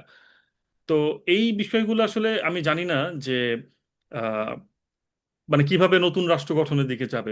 আমি এখনো কোনো সেরকম আহ, কোনো নির্দিষ্ট পথ দেখতে পাচ্ছি না। আমার কাছে মনে হচ্ছে পুরনো বন্দোবস্ত একটু ঘষামাজা করে, যেটা হয় আর কি, ওই পাতিলটাকে একটু চকচকে করে আবার নতুন করে আমাদের সামনে হয়তো প্রেজেন্ট করার একটা চেষ্টা আছে আর কি এই মুহূর্তে। এবং আরেকটা ব্যাপার এখানে আমার কাছে মনে হয় যে ধরো আহ, এখন পর্যন্ত কিছু কিছু জিনিস কিন্তু যেমন এই আলাপটাতে হয়তো এনসিপিও একটা বড় অংশ জুড়ে আসতেছে, কারণটা হচ্ছে যে আহ, মানে গণ অভ্যুত্থান পরবর্তী সবচাইতে আলাপের জায়গা এখন পর্যন্ত মনে হয় এনসিপি ছিল। হ্যাঁ। তো এখন এনসিপির সাথে আশা নিরাশার অনেক রকমের গল্প আছে, অনেক অনেক অনেক কিছুই আছে। তো সেখানে এনসিপি কিন্তু কিছু জায়গা একেবারেই ক্লিয়ার হয়নি। যেমন একটা হচ্ছে যে সে আসলে কোন ধরনের দল, মানে তার রাজনৈতিক আদর্শটা আসলে কোন ধরনের। সে অনেক নেতাই এনসিপির আসলে নিজেদেরকে মধ্যপন্থী বলে দাবি করছে। হুম। হ্যাঁ, কিন্তু সেই মধ্যপন্থাটা আমরা খুব বেশি এখন পর্যন্ত তাকে আসলে মধ্যপন্থী হিসেবে মনে হয় ঠাউরানো যায় না। আবার আরেকটা ব্যাপার আছে যে এখন পর্যন্ত খুব অর্গানাইজড না, মানে তার দলীয় চেহারাটা খুব অর্গানাইজড না এনসিপির। আহ এটার একটা উম, বড় ব্যাপার যেটা মনে হয় যে, মানে বাংলাদেশে কিন্তু একটা মজার ঘটনা আছে এইখানে। আমরা সরকারে যাওয়ার পরে কাউকে ধরি অটোক্র্যাট, সে স্বৈরাচার হয়ে উঠছে। আমার কাছে মনে হয় যে সরকারে যাওয়ার বহু আগেই সে স্বৈরাচার হয়ে উঠে। কারণ যখনই, যেমন আমি এটা দেখেছি যে যখন মনোনয়নের সময় আসে, তখন আওয়ামী লীগের একজন নেতা বলে যে যদি প্রধানমন্ত্রী, জননেত্রী, বঙ্গবন্ধু কন্যা, আরো অনেক অনেক টাইটেল দিয়ে যদি চাই, তাহলে আমি নির্বাচন করব। হুম। তো একই ব্যাপার হচ্ছে যে জিয়া, মানে বিএনপির ক্ষেত্রে হবে যে যদি তারেক রহমান বা খালেদা জিয়া চায়, তাহলে আসলে আমি নির্বাচন করব। এই যে একক রকমের ক্ষমতা, পার্টির ভেতরেই চর্চার যে ব্যাপারটা আসলে থাকে, হ্যাঁ, তো সেটাই তো আসলে আমার কাছে মনে হয় যে ক্ষমতায় যাওয়ার অনেক আগেই অটোক্রেটিক প্র্যাকটিসটা তৈরি হয়ে যায়। আমাদের এখানে কিন্তু একজন নেতা কিন্তু এটা বলতে পারে না, একটা তার পার্টি প্রধানকে সমালোচনা করতে পারে না। সে বলতে পারে না যে জনগণ আমাকে চায় এবং আপনি আসলে আমাকে মনোনয়ন এখানে দেন বা আপনার দেয়া উচিত। তো এই ধরনের কোনো জায়গাতে কিন্তু যেতে পারে না। এখন ব্যাপারটা হলো যে আর অন্যদিকে এখন পর্যন্ত আসলে এনসিপি প্রসঙ্গে ওই আলাপ আসছেই না, কারণ এনসিপির আরো বহুত বেসিক কোশ্চেনই এখন পর্যন্ত আসলে মীমাংসিত রিজলভ না। হয়নি, হ্যাঁ, মীমাংসিত না। মীমাংসিত না। এটা হ্যাঁ। একটা বড় জায়গা আমার কাছে মনে হয়। সঞ্জীব, আমি আরেকটা আলাপ একটু যেতে চাই, আমাদের অনেক সময়ও হয়ে গেছে, আমরা বোধহয় আর 15 মিনিটের মধ্যে শেষ করা যায় নাকি, মোটামুটি? হ্যাঁ, অবশ্যই অবশ্যই আচ্ছা। অবশ্যই 15 মিনিটের মধ্যে শেষ করা উচিত। আচ্ছা। হ্যাঁ, আমরা খুব বেশি বকর বকর করতে চাই না, সবাই বলবে যে মাইক হাতে পেলে আর ছাড়ছে না আর কি। হুম হুম। আরেকটা জায়গা আপনি একটু করে এনেছিলেন, আমি ওটা একটু আপনার কাছ থেকেও একটু ডিটেলসে জানতে চাই, এবং আমি আমার ভাবনাটাও সেখানে আলোচনা করব। সেটা হচ্ছে যে আহ, নিষিদ্ধের রাজনীতি। হ্যাঁ, মানে আপনি বলেছিলেন, কিন্তু আমার কাছে মনে হচ্ছে যে আরেকটু এলাবোরেট করার জায়গা আছে। তো এই যে হুম নিষিদ্ধ নিষিদ্ধ খেলার যে খেলা হচ্ছে আর কি বাংলাদেশে, হ্যাঁ, আওয়ামী লীগ হচ্ছে যে রেজিম যখন চেঞ্জ হলো তার ঠিক আগ মুহূর্তে তারা জামাতকে নিষিদ্ধ করে দিল, তাই তো? তারপরে এখন যেটা হলো যে আওয়ামী লীগের কার্যক্রম, আওয়ামী লীগকে নিষিদ্ধ করা হয়নি, আওয়ামী লীগের কার্যক্রম নিষিদ্ধ করা হয়েছে, এবং ছাত্রলীগকে নিষিদ্ধ করা হয়েছে, তাই তো? তো একটা রাজনীতিতে আসলে যেমন আমি একটু একটু প্রেক্ষাপট নিয়ে আলোচনা করি। যেমন নাৎসি পার্টিকে নিষিদ্ধ করা হয়েছে জার্মানিতে, কিন্তু আবার দেখা যাচ্ছে বিভিন্ন জায়গাতে নিও নাৎসি পার্টি নামে হচ্ছে অনেক মুভমেন্ট এবং অনেক পলিটিক্যাল পার্টিও গড়ে উঠেছে। ঠিক আছে। এমনকি আমরা দেখি যে ভারতেও এরকম বেশ কিছু দলকে একসময় নিষিদ্ধ করা হয়েছিল, কিন্তু নানাভাবে সে দলগুলো ফেরত আসছে। হ্যাঁ। এবং জুলাই আন্দোলনের পরে আমি একটা জিনিস খেয়াল করেছি যে আমাদের তথাকথিত খুবই উঁচু মাপের কিছু বুদ্ধিজীবী তারা একদম সরাসরি বলে দিয়েছেন যে আওয়ামী লীগের পরিণতি হচ্ছে মুসলিম লীগের মতো হবে, এবং এটি আর কখনো ফিরে আসতে পারবে না। তো আমি হচ্ছে যে এখানে কোনো এই সরাসরি কোনো মন্তব্যে যাচ্ছি না, কিন্তু আমি গ্লোবালি যে ট্রেন্ডটা দেখতে পাই সেই ট্রেন্ডে কিন্তু একটা দলকে আসলে নিষিদ্ধ করে দিলেই যে সেই দল আর কখনো ফেরত আসতে পারে না, এটি আমার কাছে মনে হয়নি। কারণ কোনো না কোনো ভাবে ওই পরাজিত শক্তি বা যারাই হোক, তারা অন্য কোনো রূপে অন্য কোনো ফর্মে তারা হয়তো ফেরত আসে।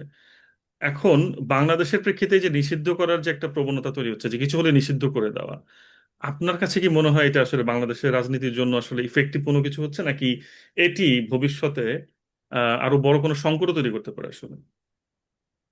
না, আমিও এখানে মানে আসলে এই জায়গাটা তুমি তো অনেকখানি বলেই দিয়েছো।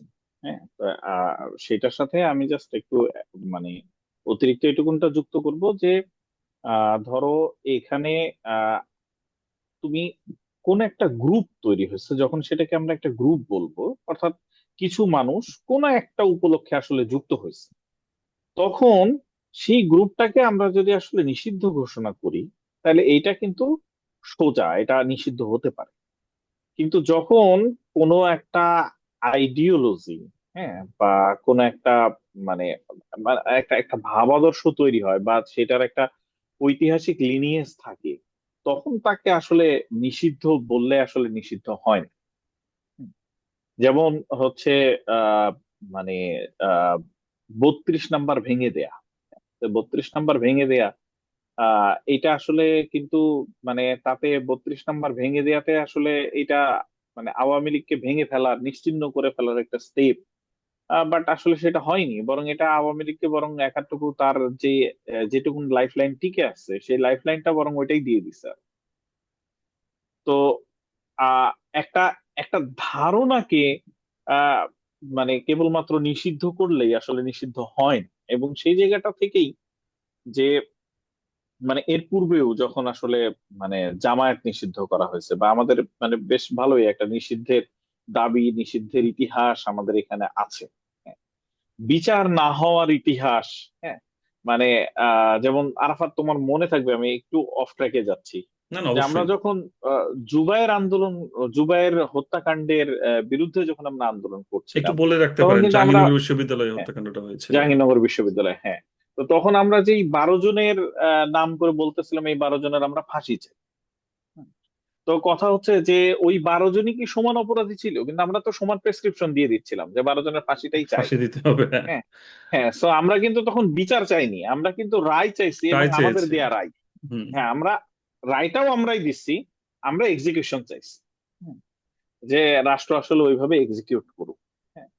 তো এখন আহ, আমার কাছে মনে হয় যে এই ধরনের আমাদের মানে অনেকগুলো চাওয়া, যে যেগুলো আ- আ- মানে একদমই মনে হয় না যে এটা মানে সুদূর প্রসারী কোনো চিন্তা থেকে আগামী দেখে তারপরে আমরা যে কোনো কিছু চাই বা কোনো কিছু করি, এটা আসলে আমার কাছে মনে হয় না। হ্যাঁ, এবং আমাদের আমরা নিজেরাও এরকম ধরনের অনেক চাওয়া যে চেয়েছি, সেটার জন্য এক ধরনের মানে ইয়ে আছে, মানে এক ধরনের রিগ্রেট আমি ফিল করি অনেক সময়। না, এটা আসলে স্বীকার করেছেন, এটা আমার কাছে খুবই গুরুত্বপূর্ণ মনে হয়, কারণ আমরা অনেক সময় হয়তো এখানে একটা ব্যাপার হয়তো কাজ করে যে আমাদের বয়স এবং ম্যাচুরিটি কোন লেভেলে কি থাকে, সেটাও কিন্তু একটা গুরুত্বপূর্ণ বিষয়। যেমন শাহবাগ আন্দোলন নিয়ে অনেকে হয়তো এখন মনে করেন যে সরাসরি ফাঁসি চাওয়াটা কি আসলে যায় কিনা, হ্যাঁ, মানে এটা কি আসলে আমার দাবির মধ্যে পড়তে পারে হুম, কিনা। আমি তো ন্যায় বিচার চাইতে পারি। ন্যায় বিচার আর হুম, যেটা আমি বলছি একদম শাস্তি, দুটো তো এক জিনিস না, তাই না?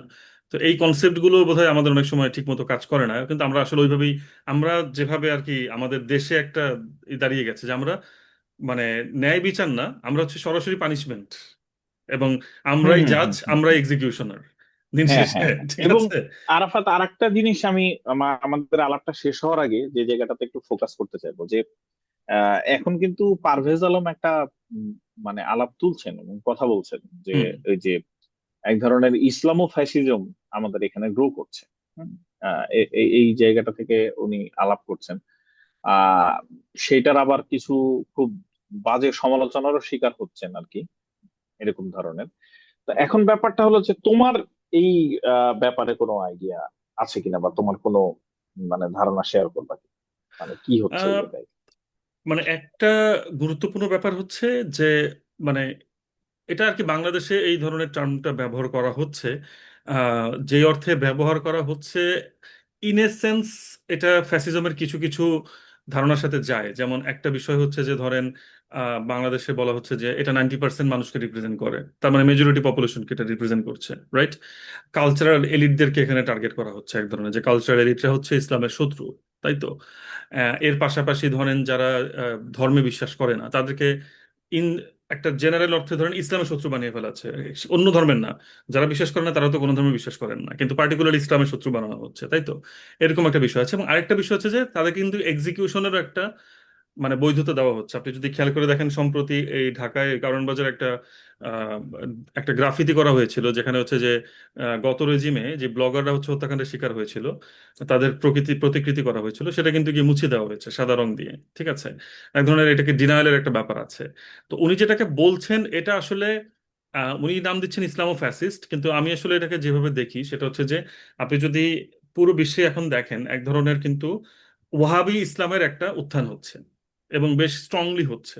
এবং এই উত্থানটা কিন্তু একটা সময় দেখা গেছে যে মার্কিন যুক্তরাষ্ট্র এই ওয়াহাবি ইসলামের বিপক্ষে গিয়ে তারা অবস্থান নিয়েছে, তারা ওয়ার অন টেরর ঘোষণা করেছে। কিন্তু আবার পেছন থেকে মার্কিন যুক্তরাষ্ট্র কিন্তু এই ওয়াহাবি ধারার যে ইসলাম সেটাকে, বা সালাফি ঘরানার যে ইসলাম, এটাকে তারাই কিন্তু প্রমোট করেছে, তাই না? তারাই কিন্তু এটাকে প্যাট্রোনাইজ করেছে, এটার পিছনে ফান্ড দিয়েছে, এটাকে গ্রো করতে হেল্প করেছে। এবং এটা তাদের একটা উদ্দেশ্য ছিল এক ধরনের একটা কাল্পনিক শত্রু তৈরি করা একদিকে, আবার অন্যদিকে হচ্ছে ধরেন যে ইরানের যে শিয়া বিপ্লব হয়েছে সেখানে, হ্যাঁ শিয়া, যেহেতু তারা শিয়া মেজরিটি, তাদের বিরুদ্ধেও এক ধরনের একটা অল্টারনেটিভ পাওয়ার হিসেবে বা শক্তি হিসেবে তৈরি করার চেষ্টা ছিল। তো সেইটার যে আঁচ, সে আঁচটা কিন্তু বাংলাদেশে এসে পড়েছে, মানে এটা কিন্তু আমরা অস্বীকার করতে পারি না। এবং এই ক্ষেত্রে আমার কাছে সবচেয়ে গুরুত্বপূর্ণ যে জিনিসটি মনে হয়েছে যে আমাদের সোশ্যাল মিডিয়া এবং ইন্টারনেট, বিশেষ করে ইন্টারনেটের যে আমরা ইন্টারনেট বিপ্লবটা দেখি এবং সোশ্যাল মিডিয়ার যে বিপ্লবটা হয়েছে, সেই মাধ্যমগুলো ধরে কিন্তু আসলে এই ওহাবিজম সালাফিজম যে মতামত মতাদর্শগুলো, সেগুলো কিন্তু আমাদের দেশে এসে পৌঁছে গেছে। এখন আমাদের দেশে ধরেন ওই যে আরিফ ভাইয়ের কিছু কাজ আছে, যিনি ইসলামের বিস্তার নিয়ে রিসেন্টলি কিছু কাজ দেখাচ্ছেন। রিচার্ড ইটনের একটা বিখ্যাত কাজ আছে, ইসলাম মানে বাংলা হচ্ছে বা পূর্ব বাংলায় কেন ইসলামের বিস্তার হয়েছে। তা আমরা কিন্তু দেখি সেই সব কাজে যে জায়গাটা বলা হয় যে এখানে ইসলাম বিস্তার হয়েছে অনেকটা পীরদের হাত ধরে, এক ধরনের ইনক্লুসিভ সোসাইটির চিন্তা করে কিন্তু ইসলামের বিস্তার করেছিলেন তাই না? হুম এবং হুম তারা কিন্তু হুম এখানকার কালচারের সাথে এক ধরনের হুম হুম হুম হুম সন্নিবেশ ঘটিয়ে সেই ইসলামের বিন্যাসটা হুম হুম ঘটিয়েছেন। হুম হুম আপনি দেখেন ওহাবিজম আসার পরে বলা হচ্ছে যে এত হাজার বছর ধরে বা কয়েকশো বছর ধরে আমরা যে ইসলামটা প্র্যাকটিস করেছি এই অঞ্চলে, সেগুলো হচ্ছে সম্পূর্ণ বিদাত, সেগুলো হচ্ছে হুম সম্পূর্ণ হুম বাতিল, তাই তো? এবং হুম আমাদেরকে সঠিক পথে যেতে হবে, সঠিক ইসলামের পথে যেতে হবে। তো এই যে একটা পার্টিকুলার ইসলামের ধারা তারা সামনে পেশ করছেন এবং ওইটাকেই একমাত্র ইসলাম মনে করছেন, তারা কিন্তু দেখেন ইসলামের বাকি ধারাগুলোকেও একদম ডিনাই করছেন এবং সরাসরি তারা খারিজ করে দিচ্ছেন। এবং সেটার ফলাফল কিন্তু আমরা 5 আগস্টের পরেই দেখেছি। আমরা কিন্তু দেখতে পেলাম যে মাজারে হামলা হলো, তাই না? আমরা দেখতে পেলাম সোকল যারা নিজেদেরকে বিভিন্ন ওই যে পীর বা এরকম কিছু দাবি করেন, এরকম কিছু মানুষের উপরেও কিন্তু হামলা হয়েছে, তাই না? এবং এটা কিন্তু আওয়ামী গতকালকে লীগের মসজিদের ইমাম মারা গতকালকে গেল। মসজিদের ইমামের উপরেও হামলা হলো। এবং দেখেন যে হুম মসজিদের ইমামের উপরে হামলাকারী একটা বক্তব্য দিয়েছেন, আমি আপনাকে ওইটা একটু শেয়ার করি। তিনি বলছেন যে ইমাম বলেছেন যে অফিসারের কাছে দরখাস্ত না দিয়ে তুমি যদি পিয়নের কাছে দরখাস্ত দাও তাহলে কি সেটা মঞ্জুর হবে? অফিসার বলতে তিনি মিন করেছেন সৃষ্টিকর্তাকে, পিয়ন বলতে তিনি মিন করেছেন প্রফেটকে, তাই তো? এখন আমরা যদি মানে ইসলামের দৃষ্টিকোণ থেকেও দেখি, প্রফেটদেরকে কিন্তু বলা হয়, বা যারা প্রফেট হিসেবে এসেছেন, নবী হিসেবে এসেছেন, তাদেরকে কিন্তু বলা হয় মেসেঞ্জার, বার্তাবাহক। তো সেটারই যদি আমি আমার ভাষায় বলি, পিয়নও একজন বার্তাবাহক, তাই না? তো ওনার কথাটা কিন্তু, উনি এমন কিছু বলেননি যেটা অফেন্ড ফিল করার মতো, রাইট? কিন্তু দেখেন এই যে টার্মগুলো আসছে, ইসলামী ফ্যাসিজম, ইসলামী ফ্যাসিস্ট, যে কথাগুলো আসছে, দেখেন সেখানে কিন্তু বলা হচ্ছে কি যে আপনি এমন কোনো মন্তব্য করতে পারবেন না যেটাতে নবীকে অপমান করা হচ্ছে, প্রফেটকে অপমান করা হচ্ছে। এখন কোন কথাটা যে কিভাবে অপমান হিসেবে নেওয়া হচ্ছে, এটা আপনি কিভাবে ডিফাইন করবেন আসলে, তাই না? তো এমন একটা মতবাদ আসলে বাংলাদেশে, আমি যেটা বলতে চাচ্ছি, প্রতিষ্ঠা করা হচ্ছে যে আপনি এমন কিছুই বলতে পারবেন না, বা ওনাদের ওনাদের কাছে যদি মনে হয় যে এই পার্টিকুলার কথাটা আমি আমি অফেন্ডেড ফিল করছি, তাহলে তারা আপনার বিরুদ্ধে অ্যাকশন নেওয়ার, আপনাকে এক্সিকিউট করে ফেলার মতো অধিকার রাখে। এইটা তো এক ধরনের ফ্যাসিস্ট আচরণ অবশ্যই, তাই না? এখন এটা আপনি কি ইসলামী ফ্যাসিস্ট বলেন অথবা এক ধরনের উগ্রপন্থা বলেন, যেভাবে বলেন বলতে পারেন, মানে আমি তার সাথে পুরোপুরি দ্বিমত করবো না, আমি বলবো যে কিছু ক্ষেত্রে তিনি হয়তো ঠিকই বলছেন। এবং এটা আসলে একটা অ্যালার্মিং বিষয় যে আমরা আসলে এর মাধ্যমে যেটা হচ্ছে যে আমরা চাচ্ছি একটা গণতান্ত্রিক দেশ, আমরা বলছি যে এখানে বহু মতের সন্নিবেশ থাকবে, কিন্তু উল্টো এই মতটা যেটা এখন প্রচার করার চেষ্টা করছে যে একটাই মত থাকবে এবং আপনি যদি সেটা না মানতে চান তাহলে আপনাকে এক্সিকিউট করাটা কোনো সমস্যা নেই। এবং আমরা কিন্তু এই ধরনের মতবাদগুলো দেখতে পাচ্ছি সরাসরি আপনার টেলিভিশন টক শোতে এসেও বলছেন। আপনার খালেদ মহিউদ্দিনের সাথে সম্প্রতি একজন মুফতি এসে সরাসরি বলেছেন যে তিনি প্রকাশ্যে কতল করারই দিচ্ছেন, বৈধতা দিয়ে দিচ্ছেন। তো এটা তো আসলেই আমার কাছে ভীষণ অ্যালার্মিং একটা অবস্থা মনে হয়। হ্যাঁ, এবং এখানে আমি খুব ছোট্ট করে, আমাদের সময়ও শেষ হয়ে আসছে, হ্যাঁ, একটা বিষয় যুক্ত করব যে দেখো, আসলে আমরা রাষ্ট্রের বহুত রকম সমস্যার পরও রাষ্ট্র নামক প্রতিষ্ঠানটার দিকে এক ধরনের আস্থা রাখি। হ্যাঁ, শেষ পর্যন্ত রাষ্ট্র হিসেবেই পরিচিত হই, তার একটা বড় কারণ হচ্ছে যে আমরা সবাই সমান শক্তি সম্পন্ন না। হ্যাঁ, তো সমান শক্তি সম্পন্ন না বলে, যেমন আমি হয়তো কারো চেয়ে বেশি শক্তিশালী, আবার কারো চেয়ে কম শক্তিশালী। এখন এটা তো একেবারে খুবই বেসিক জায়গা, যে যদি এইটা শেষ পর্যন্ত আমার মাসলের উপরেই নির্ভর করে বা তোমার মাসলের উপরে নির্ভর করে, তাহলে এটা না, এটা সম্পূর্ণ স্বেচ্ছাচারী একটা জায়গাতে যে পৌঁছায় যাবে। একদম। এই কারণে কিছু সেফ গার্ডিং প্রয়োজন, যে যেটা আসলে রাষ্ট্র এনশিওর করবে যে কেউ দুর্বল মানেই আসলে তুমি তার উপরে ওই আক্রমণটা, ওই হেনস্থাটা আসলে চালাবা না। চালাবেন, হ্যাঁ। এবং হ্যাঁ, তো সেইটার কারণেই মানে আমরা যে এই যে কিছু কথা, মানে যেমন আমরা নয়া রাষ্ট্রকল্পেও কয়েক ধরনের নিরপেক্ষতার কথা বলছিলাম, যে জাতি নিরপেক্ষতা, যাতে একটা জাতি আরেকটা জাতির উপরে চেপে না বসে, ধর্ম নিরপেক্ষতা, একটা ধর্ম অন্য ধর্ম বা অধর্ম বিশ্বাসী মানে অধার্মিক বা কম ধার্মিক কার উপরে আসলে যাতে চেপে না বসে। তারপরে হচ্ছে যে সেটা লিঙ্গ নিরপেক্ষতা, হ্যাঁ, যে মানে লৈঙ্গিক ভাবে একজন আরেকজনের উপরে যাতে আধিপত্যশীল না হয়ে ওঠে।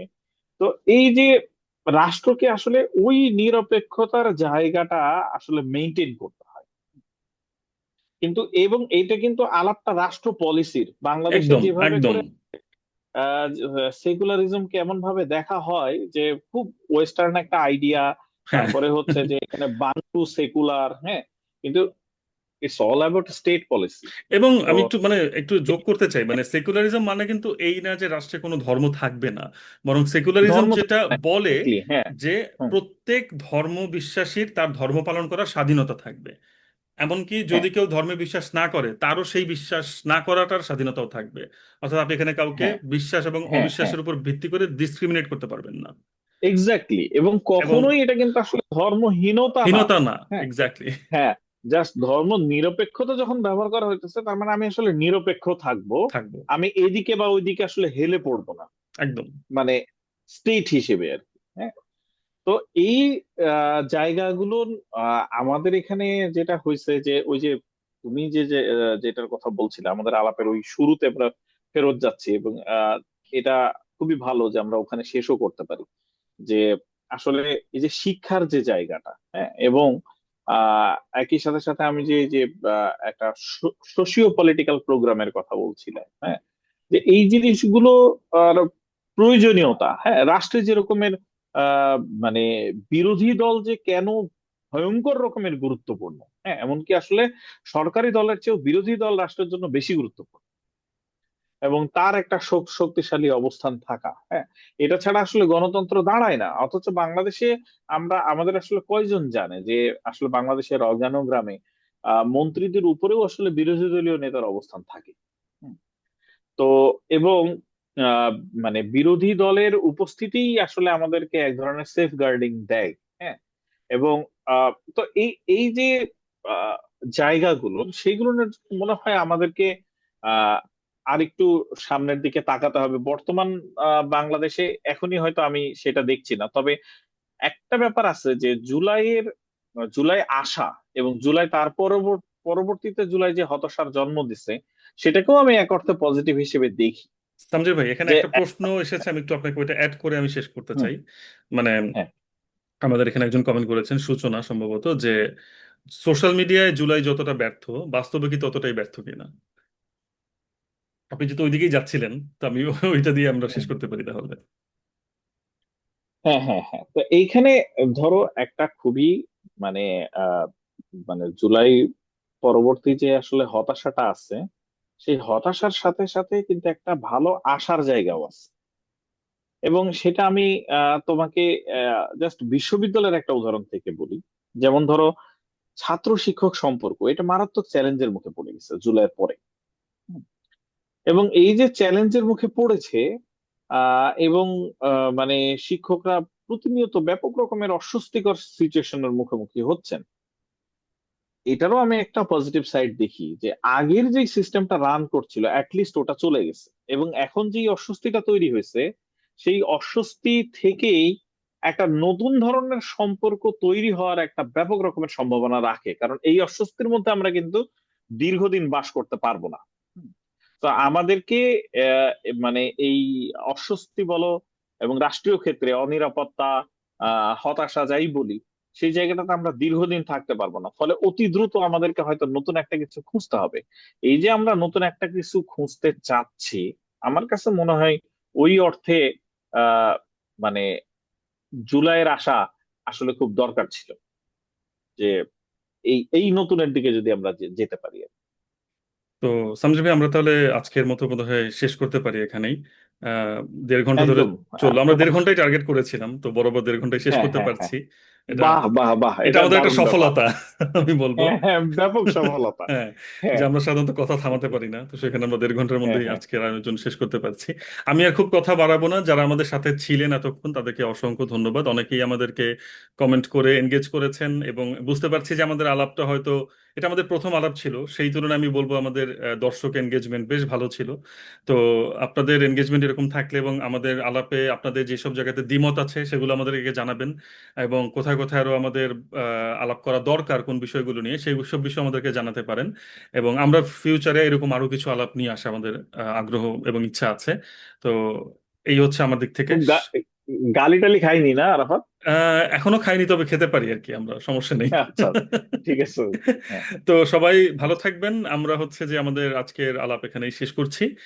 ভবিষ্যতের আলাপে আবার দেখা হবে। সেই পর্যন্ত বিদায়।